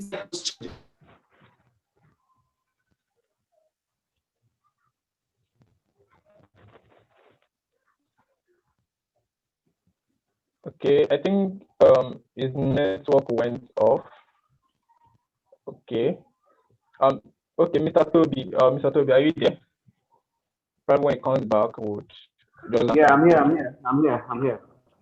all right, sir. Okay, let's talk about partnerships when it comes to entrepreneurship and when it comes to business. So, in case of partnership, what conditions should warrant a partnership from the onset? Also like for later on, but how did you decide it was time to bring other people on? How did you decide what type of partnership was necessary, working partners or investors? Did you get that question, sir? Yeah, I did. You're asking me how did I get to know that partners are needed, and at what point Yes, did sir. I decide? Yes, sir. How do you decide if partners and investors are what you need? Okay, so first of all, it depends on how big you want to be, how big is your dream. There's a saying, it's an African saying that if you want to go far, you go alone. If you want to go far, you go in a group. So if you want to be long term, you have to go in a group. You have to do it to people. But if you want to be fast, for some reasons best known to you, there's no right or wrong answer. If what you want to do is, okay, you want to set up a company that will do this in 2 years and you're out, whatever it is, yeah, you can do it alone. So nobody creates anything sustainable, anything big alone. You're going to need people. You're going to need technical partners. You're going to need financial partners. You're going to need, what you call investors and the rest. So, when do you know it is time? So first of all, I think that entrepreneurs, I already defined what I feel entrepreneurship is in the beginning, which is the creation or addition of value, meeting of needs, solving of problems in exchange for reward. So, and I feel that I always tell people who want to be a successful entrepreneur, you need to have above average intelligence.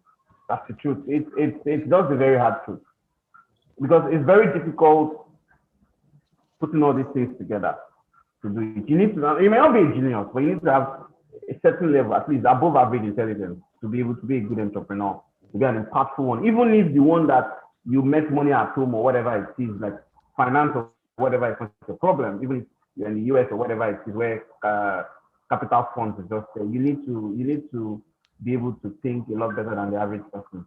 Now, and at that stage, and because you know yourself, you know who you are, you know if you need a partner or not. So all I'm saying is, at the beginning, sometimes you don't need a co-founder. See, I've seen this a lot of times. I had an argument with a friend who feels that successful businesses must have co-founders. And I said, that's not true. You can actually start alone, get to a point, and you bring in people, either financial partners in what you call investors or technical partners. You can, but if you also know that for some reasons you do not have the grit, you do not have the courage to walk the journey alone until investors come in, until people come in, then you can have somebody there, a co-founder, but aka emotional or support, someone that's just going to be there to support you and the rest until you get the right partner. So, but it depends on the person, the personality of the entrepreneur. And that is what I said. You need to know who you are. You need to be intelligent enough to know what you are as a person, what your strengths and your weaknesses are. If you know that you're not so courageous, whenever, because there will be challenges. Startups are known to almost have a lot of, it's like cats. You almost want to die almost every time. you have to come back. So if you know that you do not have that confidence, if you don't have that, you're not that courageous, then you may need somebody there to, hold your hand and work together as a co-founder. But if you know that you can, then you don't need such a person. But eventually, at a certain point in the business, you will need to bring in money. I feel so. You need to get investors. Facebook, even Microsoft, everybody at a point had to be strategic in getting investors. Even for us in North, at a point we have to get we have to go out there, look for some people that brought in money. And at a point also, you need to go out there and look for people who can bring in superior technology. For example, if you're in even in the tech space, you need to go out there, look for people who have the expertise to bring in the technology that would give you a competitive edge. Because like I don't one of the speakers, I think Mrs. Kemi was saying, you have to show why. Hello, can you hear me? Hello, can you hear me? Okay. You have to show. So even when you're solving a problem, you have to show why people should go to you or come to you instead of the competition. So sometimes you need to go out there, maybe outside Nigeria, to bring in this technology that is currently not available in your market. You understand? So at a certain point, you need to bring in people, financially, technically.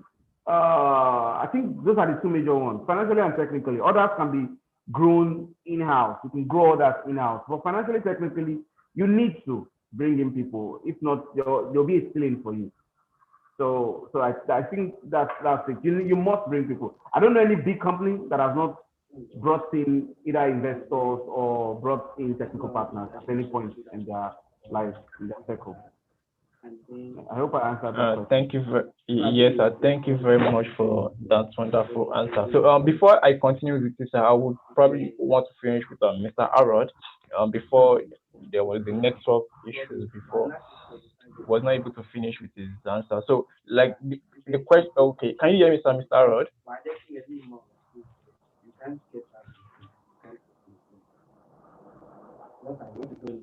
Mr. Arod, can you hear me? I'm hearing you now.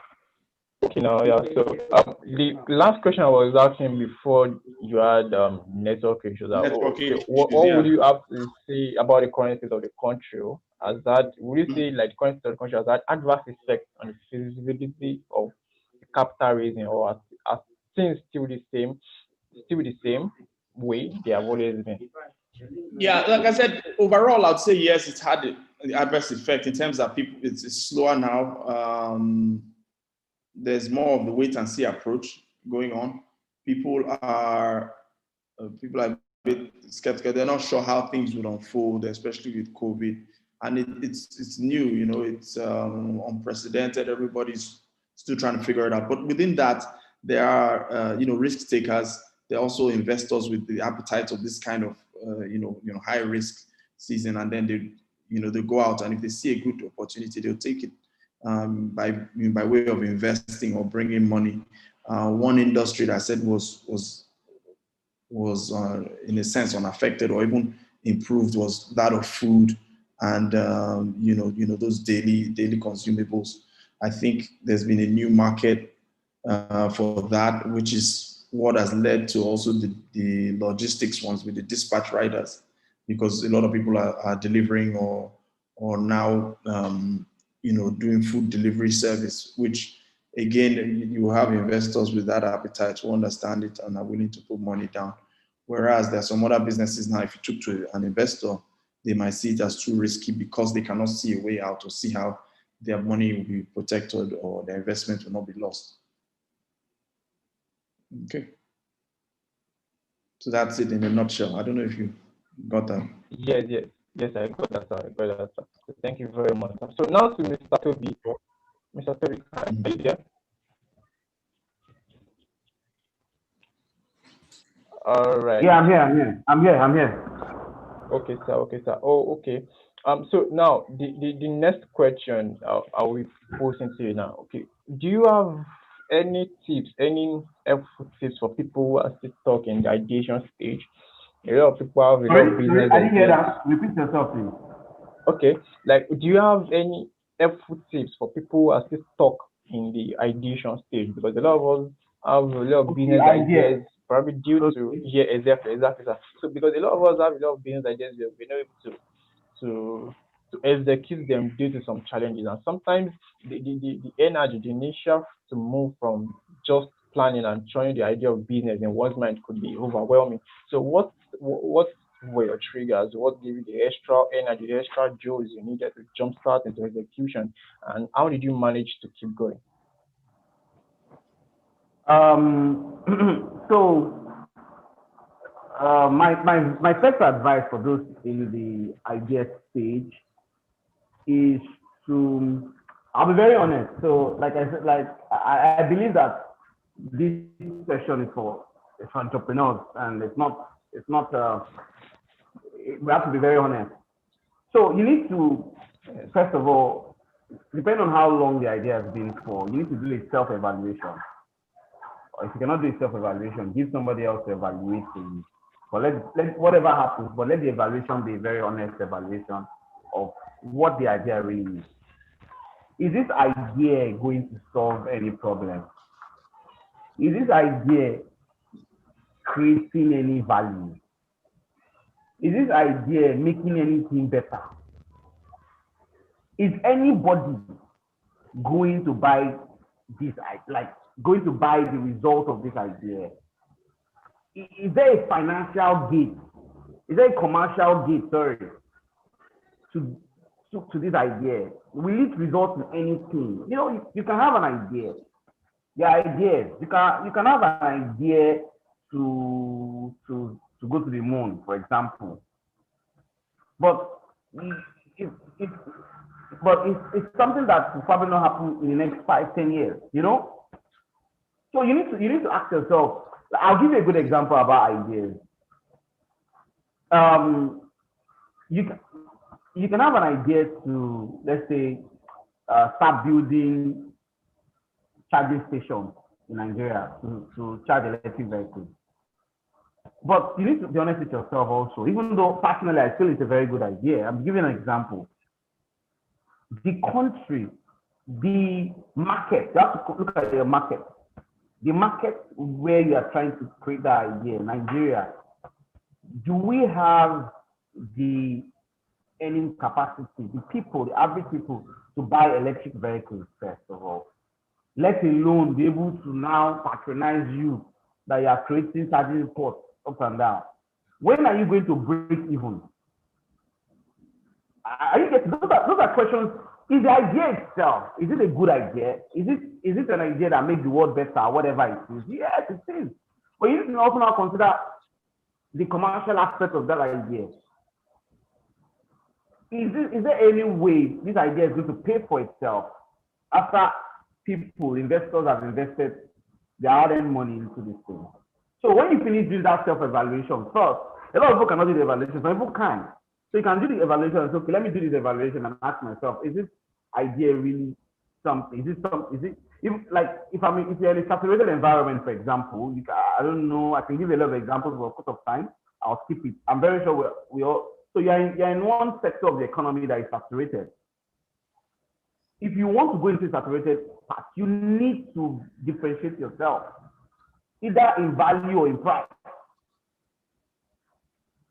So if you are going in and you are doing the same thing, I'm sorry to say, except that idea is just a stepping stone to other things, except that idea is a reason not to sit at home. But if that idea is what you think is going to become the big deal, then you're probably not doing a proper evaluation of the whole situation.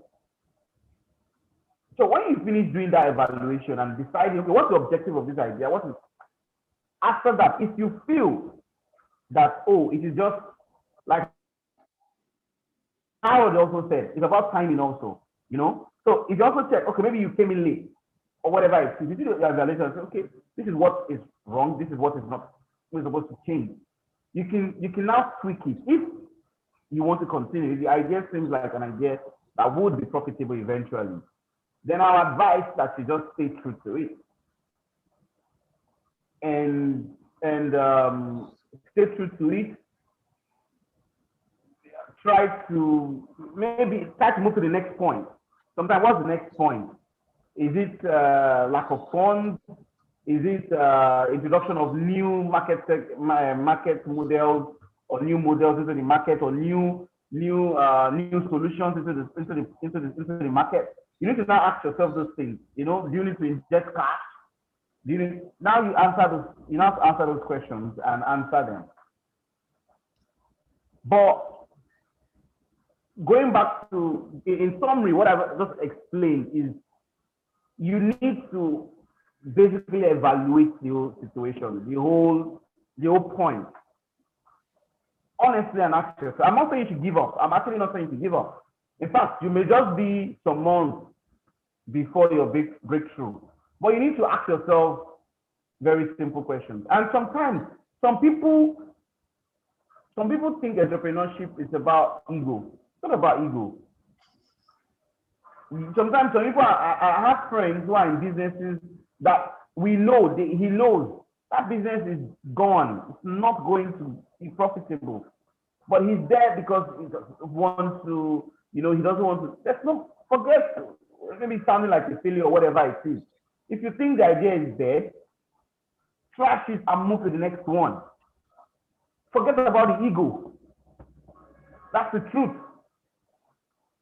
Trash it and move to the next one. And at the end of the day, it's a personal question for smart. Like I said, entrepreneurs should be smart. So if you're truly an entrepreneur, it's a personal question for you.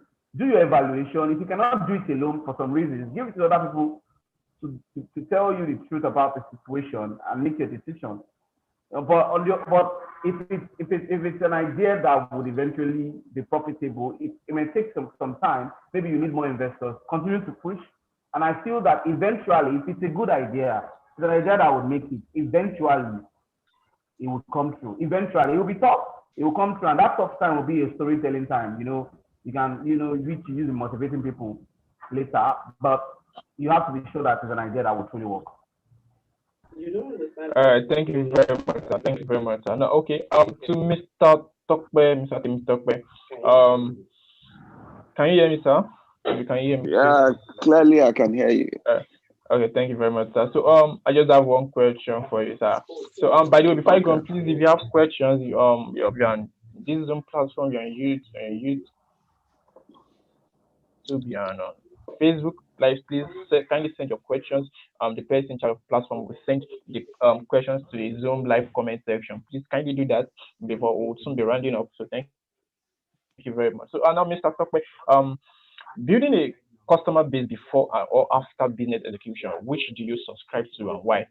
By extension, would an introvert have any chance of entrepreneurship? Do you understand that, sir? I think I do to an extent, but you can come again. Okay. I was saying, okay, building a customer base before or after business execution, which do you subscribe to and why? By extension, would an introvert have?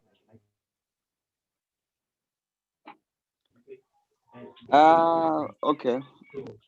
But quickly before I think I got you on this, and I will answer customer base and introverts as an entrepreneur. Okay. But before I quickly, because I know we're pressed for time, and even myself, I need to leave for 6 o'clock. I have another session.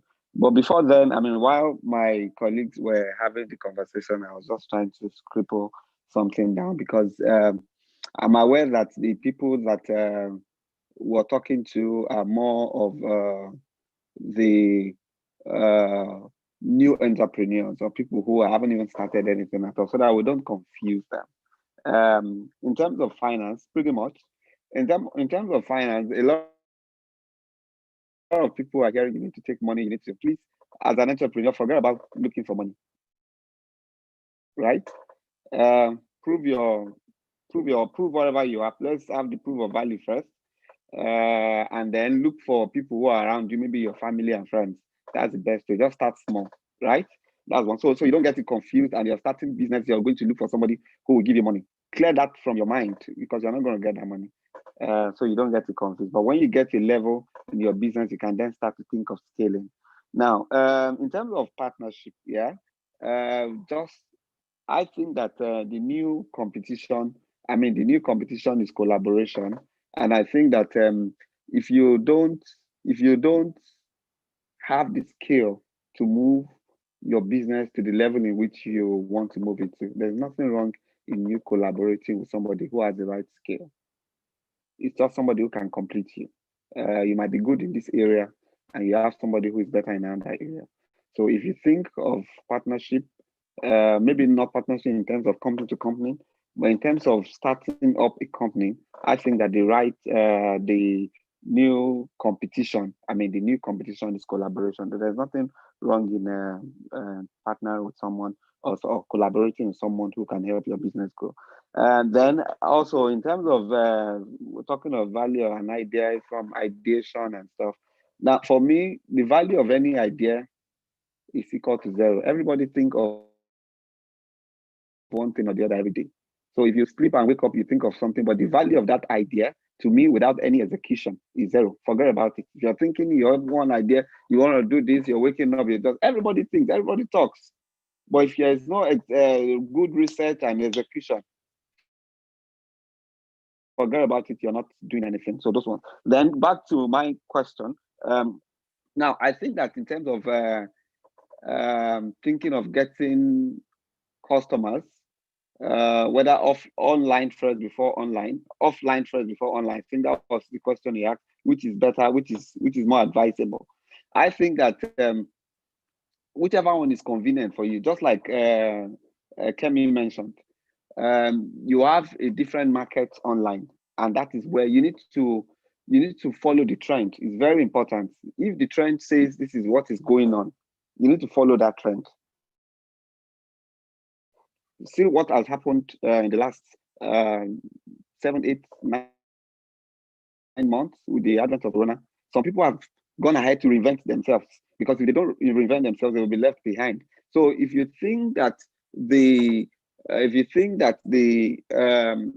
need to get the customers ahead for your business, is business targeted. If you think it will be good to get it first physically, yes, go ahead and get it. Maybe the people you have physically are the ones who will make noise and give you some reviews for the online ones. But if you think that your market is just there online, you have access to everybody, and it's limitless, it's endless. So if you think that your target market, you've done a very good research, and you think that your market is online, then you should go for it online. I mean, then you're talking about introverts. Now, I think for introverts, because introverts are people who do not really like to mix or talk to people, but some of them have the best of brains. Maybe for people like that, you're talking of their kind of customers or target audience. They are the ones who I would even advise that if you're an introvert and you have the right skills, you can run a business that can help you look for targets virtually, maybe online using social media and the rest. So since you won't have to spend a lot of time or getting the right skills to talk or to do a lot of things that will allow you meet the physical market. So I think for introvert, for me, if I was going to choose, I would say that you can just target, if you have the right skills, you should target the digital people. So that's what I think. I don't know if that answered your question. Yes, sir. Yes, sir. Very well, sir. Thank you very much. So before you go, sir, this last question goes to all distinguished panelists, the 4 visitors. So now let me just can you hear me, sir, Mr. Tokwe? Yeah, I can hear you. Yeah. So, okay, sir. So this question goes to all distinguished panelists. So let me just start with you, Mr. Tokwe. So it will just it goes to this question goes to all distinguished panelists. Okay. Yeah, the 4 of you. So now, how did you attain your current level of a network in your respective industries? Yeah, I noticed that the 4 of you have beautiful stories. You have beautiful testimonies. You all have beautiful and amazing portfolio. So now, how do you guys see your current level of the network in your respective industries? And I realize that sometimes it is not just about fun. It is people with access to pertinent information that you are cordial with. Would you acquaint us with your journey as it pertains to stepping into your current space? Well, I didn't really get it because it kept breaking. Okay, but let me now, just okay, the explain. basic question now, I can explain. okay, how did Let you me, attain your current how did you attain your current level of network in your respective industries? Do you understand that, sir? okay, so yeah. So for me, I think one of the things I started to do in the early days of my business was to do a proper research of the areas I was entering into, which I think is one of the biggest mistakes entrepreneurs make. Entrepreneurs just think that, oh, I can do this. I've seen somebody doing that, without finding out the people who are already there. They're also waiting for you to come so they can compete, especially for somebody who is like a major share. So I think me, one of the things that I think I did in the early days of starting business. Can you hear? Yes, I can hear very well, sir. Can you hear Yes, me? sir. Yes, sir. Yeah.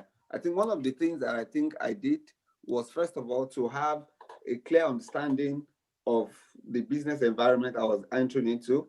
And I was able to, for the first time, prove I had to give people the proof of value. I was able to exhibit a good, I was able to give people, the value of what I was trying to sell. And that for me went a long way. So I didn't just wake up and say, okay, there's a problem in a particular place, I wanted to solve it. Where the current area, the current sector where I currently play, it wasn't like there weren't people who were not doing anything. We had people who were already doing a lot of things that I wanted to do. But what I did was to do a clear understanding of what they were doing, a good research of what they were doing, and went some steps further to see how I can create a niche for myself. And that is what has kept people like us in business. So I think that for any entrepreneur, you need to do a proper research. It's very important. You do not just wake up and think that there's a vacuum somewhere and you want to enter that vacuum. That vacuum that is there, some people have decided to leave that vacuum there. For instance, the problem of electricity in Nigeria. We all know, we grew up knowing this problem, but some people know that is a problem that if really there is a political will, some people can actually make it happen. But there are some people who are there who are enjoying the benefit of that even challenge. So by the time you wake up and say, oh, I can provide this solution, you might be wasting your time. You might spend another 10, 20 years not achieving anything. So having a clear understanding of the environment you want to go into is very, very important. So that's always my suggestion, my advice to entrepreneurs. That is what I have to, and that's what I have done, and that's why I always preach to people as well. I hope I'm able to answer that question. Yes, sir. Thank you very much. Thank you very much. Nice having you on this platform, sir. Thank you very much for your time. Thank you very much, sir. So now to Mrs. Kemi Ayinde. Did you get that question very well, ma?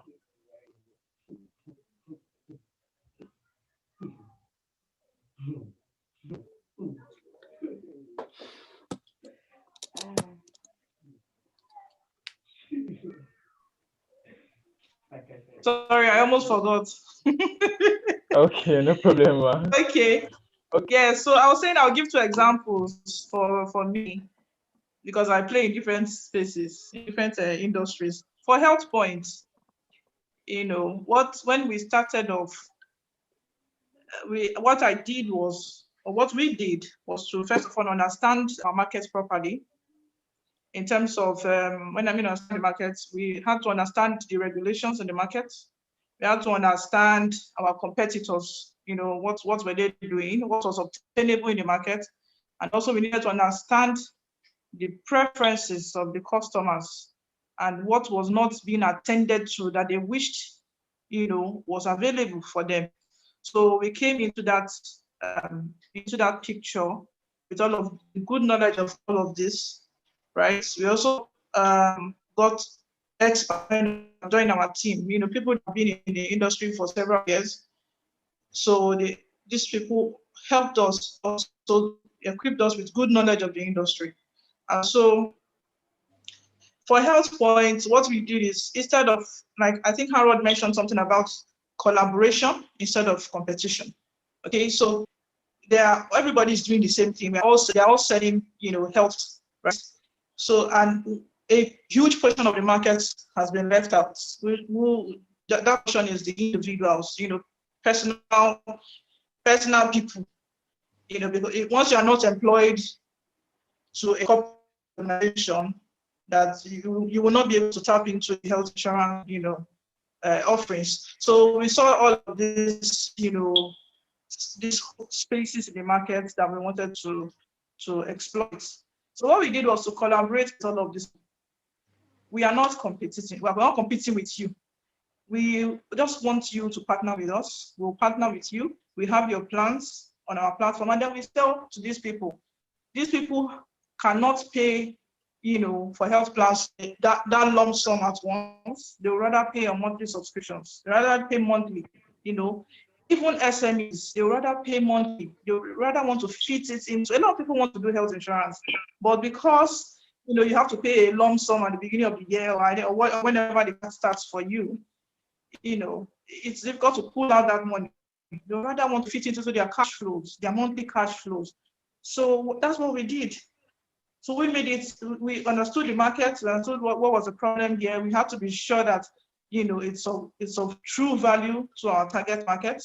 Even the uncovered individuals who are not, employed to a corporate organization, the self-employed, the market woman who is, there are market women who are also doing very well. They're also doing very well. They're just not, in the corporate space. So we are covering all of these people that were previously uncovered, and we have covered all the, the risk of the market. We've studied all of that, and we've used technology to cover, it's just leverage to cover all of those risks, so that people are afraid of people not under corporate organizations. They may pay today and they may not pay tomorrow, but we use technology to cover for all of those risks. So, like I said, what we did was to have a thorough understanding of the markets, of major stakeholders in the markets. We have to understand what the NHS allows us to do. We have to understand what the competitors are doing and what they are not doing, and what they wish they could do. And we also have to understand what the customers really would wish, was available for them. And that was how we just exploited the whole situation. And then the competitors are our friends. They're supposed to be competitors, rather. We are friends, we are partners, we are collaborating, we are doing things together. As a matter of fact, sometimes they even refer some of their competitors to us who want to pay monthly, and they for whatever reason don't want to take monthly payments, refer them to us. So it's just, understand, that is how we're able to do well. Another thing, another industry I use as an example is I also have a hospitality outfit, right? A hotel. So we understand the market. Number one thing is to understand the market. You cannot rule that out. Okay, you have your own website where you market, but there are so many platforms, local and international, that you only need to just put your list on, probably pay for 1 or 2 subscriptions, premium offers, and the whole world is seeing you. And you are having 100% occupancy rate. In fact, you're having people book you ahead of time. I have people asking us, when is the next available time to book? It's basically understanding the markets and taking advantage of what is available, and also coming up with your own, market differentiation, your own, competitive differentiation over other players in the space. So for me, all the players in the industry, they get to know you, they get to know us, because we're all working together. We're all working together for ourselves. Everybody, is mutually rewarded. And so everybody has an interest, in the same objective. So that was what. All right. Thank you very much, Ma. Thank you very much for that. Also, exposition. So thank you very much, Ma. As for Mr. Harold, are you there?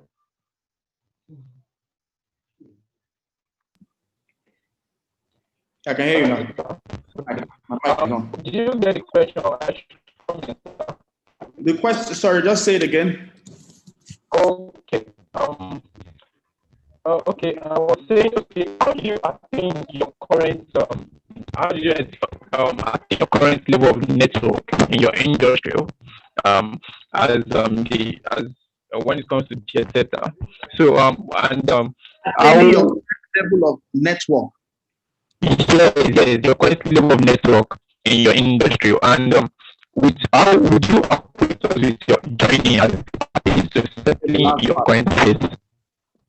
I didn't hear the second question. Okay, with your joining as it pertains to settling into your current phase. Oh God. Okay. Just say one more time. I didn't hear the last second one. Okay, now I was trying to would you like acquaint us with your journey as it pertains to settling into your current phase in your industry? Okay, can I acquaint you with my journey in our current your journey like settling your current phase in your industry? Our journey so far. Yes, exactly, sir. Our journey so far in Jet Setter. Yes, exactly, sir. Okay, so in terms of attaining our network, so when we came in, we're green, right? We were not previously in the industry. We saw an opportunity.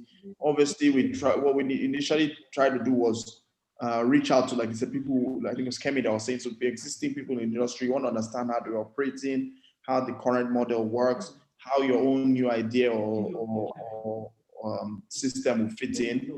Can you take on the competitors as they are, or are you going to collaborate with them? In our case, we started by collaborating, and we didn't really see it as competition, but we saw it as kind of partners. In terms of attaining the network, I think it's, first of all, you have to be accessible in terms of people being able to reach you, whether people within the industry or outside, because that's the way you get information or know what's going on.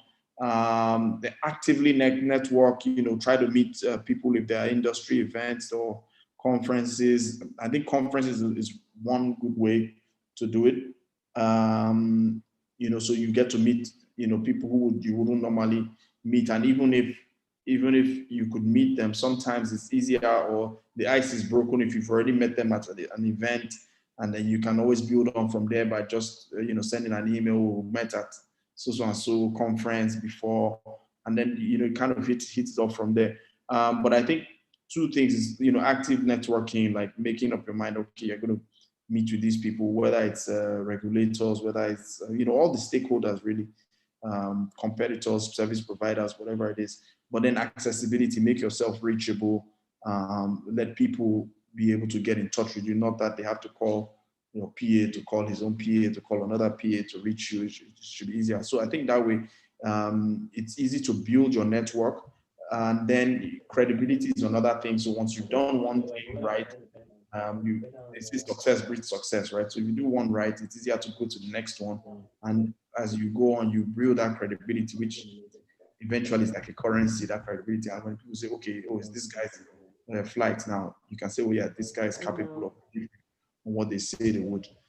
In terms of our journey, like I said, our journey started green. All we had was an idea. We tried to put a team together. Initial team wasn't, the greatest, but it was good enough for us to start and to get our minimum viable product out. At some point where we were building our app, we did the whole India route of like trying to build the app in India, because it was supposed to be cheaper and you get value for money. But in the end, we found out it was very different and harder. We came back to get local content. We worked with some of the guys in Yaba and Mandela and different places. So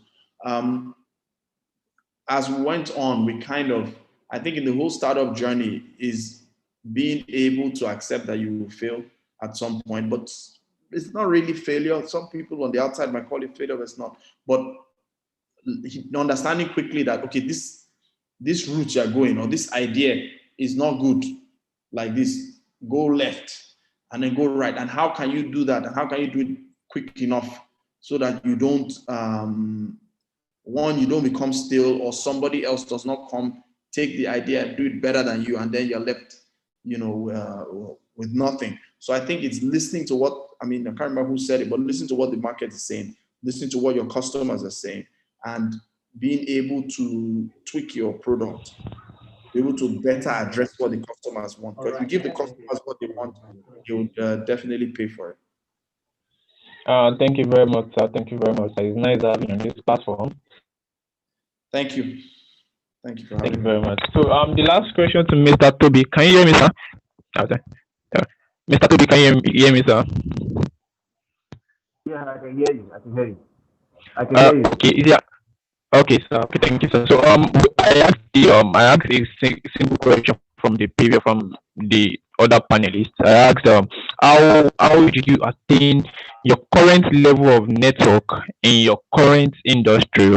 We realize that sometimes it's not just funding, it's the people with access to patent information that you are cordial with. So would you approve with your journey as it happens to settling into your current place in your industry, your current industry? Did you do that? Okay, so first of all, I think that not just my industry, I think the corporate Nigeria is fluid. We know each other one way or the other, and that helps to be successful, not only in your industry, So, of course, your industry is also important. So, what has really helped me is, number one, where I started my career. I started my career at Mercedes-Benz Nigeria. So that really helps. Starting your career in a very good place. So it really helps in a maybe for those in financial services, maybe starting your career in the Big Four, the KPMGs or the PwCs or the rest. It's very important. So starting your career in a very good place helps. It allows you to know what the industry needs, what are the do's and don'ts, what you're supposed to do ethically, even though it may not be, even though it's legal, but it is frowned upon in the corporate world or in the industry or in your particular industry. So you need to. So those are things that we need to look out for, and those are things that working in very good organizations with good culture helps you. Another one is integrity. You need to have, people need to trust you. So when I mean integrity in almost every sense, not only when it comes to finance. I mean your word, your promises, your promises, your word, exactly, and also finance.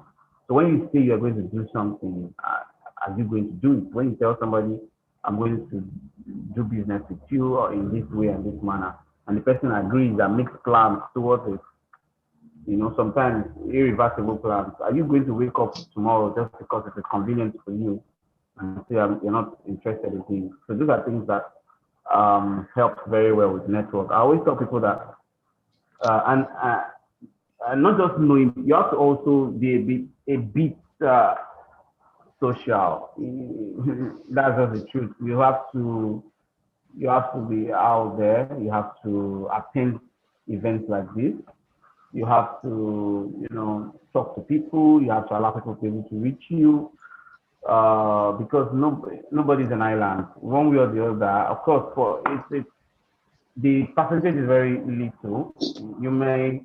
So maybe for every 100 people you talk to or they try to reach you, maybe 98 would be nonsense. But just the two would make much value, and you can do business with them, collaborate with them, improve your business, get better. So, so like I mentioned, number one is, what for me is working in an organization, starting my career in an organization that has integrity, that is well put together, that we do things the right way. That helps a lot. Number two is integrity, ensuring that your word is your bond. You keep to time. When people give you when people give you money to do business, you do it as you promise. Number three is you are open. You're a bit social. you network, you go out there, and you try and accommodate people, but of different classes, not only the top, from 360. The top, the people you think, I use the word think because they may not be true. People you think are above you, people you think are on your level, and people you think are below you. You just be open to everybody, treat everybody nicely. And the last goal for me is trying to form fruitful relationships. Not just because you have somebody's phone number does not mean the person is in your network, or something, So you need to be able to cultivate fruitful, significant network where you can have support systems, where you can build people, where you can share ideas, bounce ideas off each other, and do some things. So basically that's the four for me. There are more, but to me these are the four major ones. I hope I answered that question. All right, thank you very much, sir. Thank you very much for that question. I really want to appreciate all our distinguished panel for Kemi and Mr. Temitope. Thank you very much for joining us on this platform. So, in summary, I would just give a brief summary about all what we were seeing on this panel session. Like from the last questions I just asked, Mr. Toby talked about having an entrepreneur mindset, skill set, having an imagination, having integrity, networking, cultivating a valuable relationship with people, networking basically. Do you understand? Then you have to be creative, ability to initiate conversations. Do you understand? So that is one of the things it talked about. So then it's also very important that you have an exit strategy. If you need to leave a job for your business, just ask yourself a question: if you can sustain yourself with such business more than the job could do. Do you understand? So the world is now borderless. The world has become a global village, and the internet has become the marketplace. So you need to make use of this judiciously. Do you understand? So you could come out with there are a lot of business ideas. It's very important that you know how to execute them. You could get a lot of business ideas through attention, through observation, through conversations with people. Do you understand? You just have to be attentive. Do you understand? Then it's very important that a business idea is able to solve a problem and bring solution. That's just the summary. Your business idea, your business, as the case may be, must be able to solve a problem in your community and bring a solution to the people.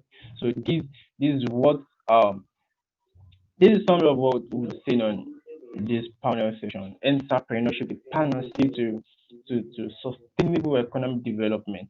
And we talked about innovative entrepreneurship. So thank you very much for all our participants. Thank you very much to the Dean Faculty of Clinical Sciences for having us, for coming up on this platform. Thank you very, very much. So now we'll have the closing remarks by the Assistant General Secretary IFUMSA, Mr. Temitope Femi Matthew. Please, are you there?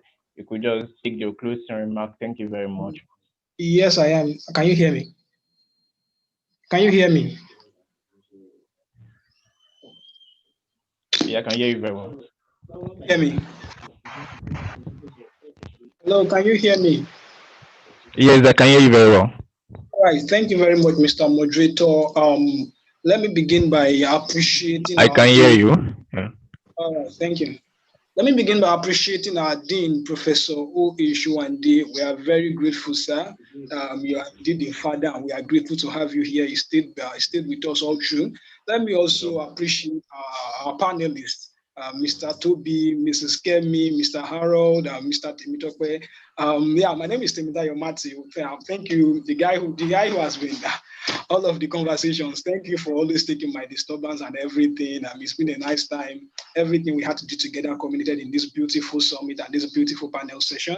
Very eye-opening. I'm really grateful that you honored our invitation to be here and gave us allowed us to tap from your wealth of experience. I'm also grateful to the leadership of the association, led by my President Akinola Beloved. Thank you very much, sir. This program would not have been a success without you. Thank you very much. I'm grateful to my local organizing committee chairman, Oluwo Kiri Adeolu Emmanuel.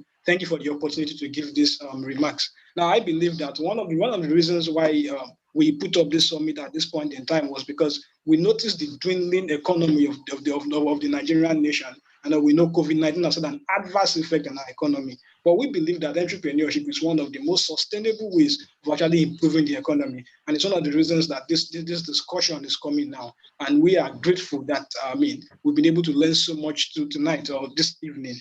We're looking forward to probably seeing more startups coming forward, courtesy of this, what they learned at this summit. I want to say hello to everybody, those in the Zoom room, those watching via YouTube, those watching via Facebook, and those watching via live stream on our website. Thank you very much for joining. We are very grateful. Big ups again to the Capacity Executive Council, the local organizing committee. Thank you very much. Everybody who has put in one way or one thing or the other to make this a successful event. Thank you very much. We are grateful. Dean, sir, thank you very much one more time, sir. We are really very grateful. Thank you, sir. Thank you to Mr. Moderator. Thank you. All right. Thank you very much, everyone, for joining us on this platform for Friday's session. The Entrepreneurship Partnership is Sustainable Economic Development. So till tomorrow, we'll see you again. Thank you very much. Have a nice night and be good. Thank you very much, sir. Thank you.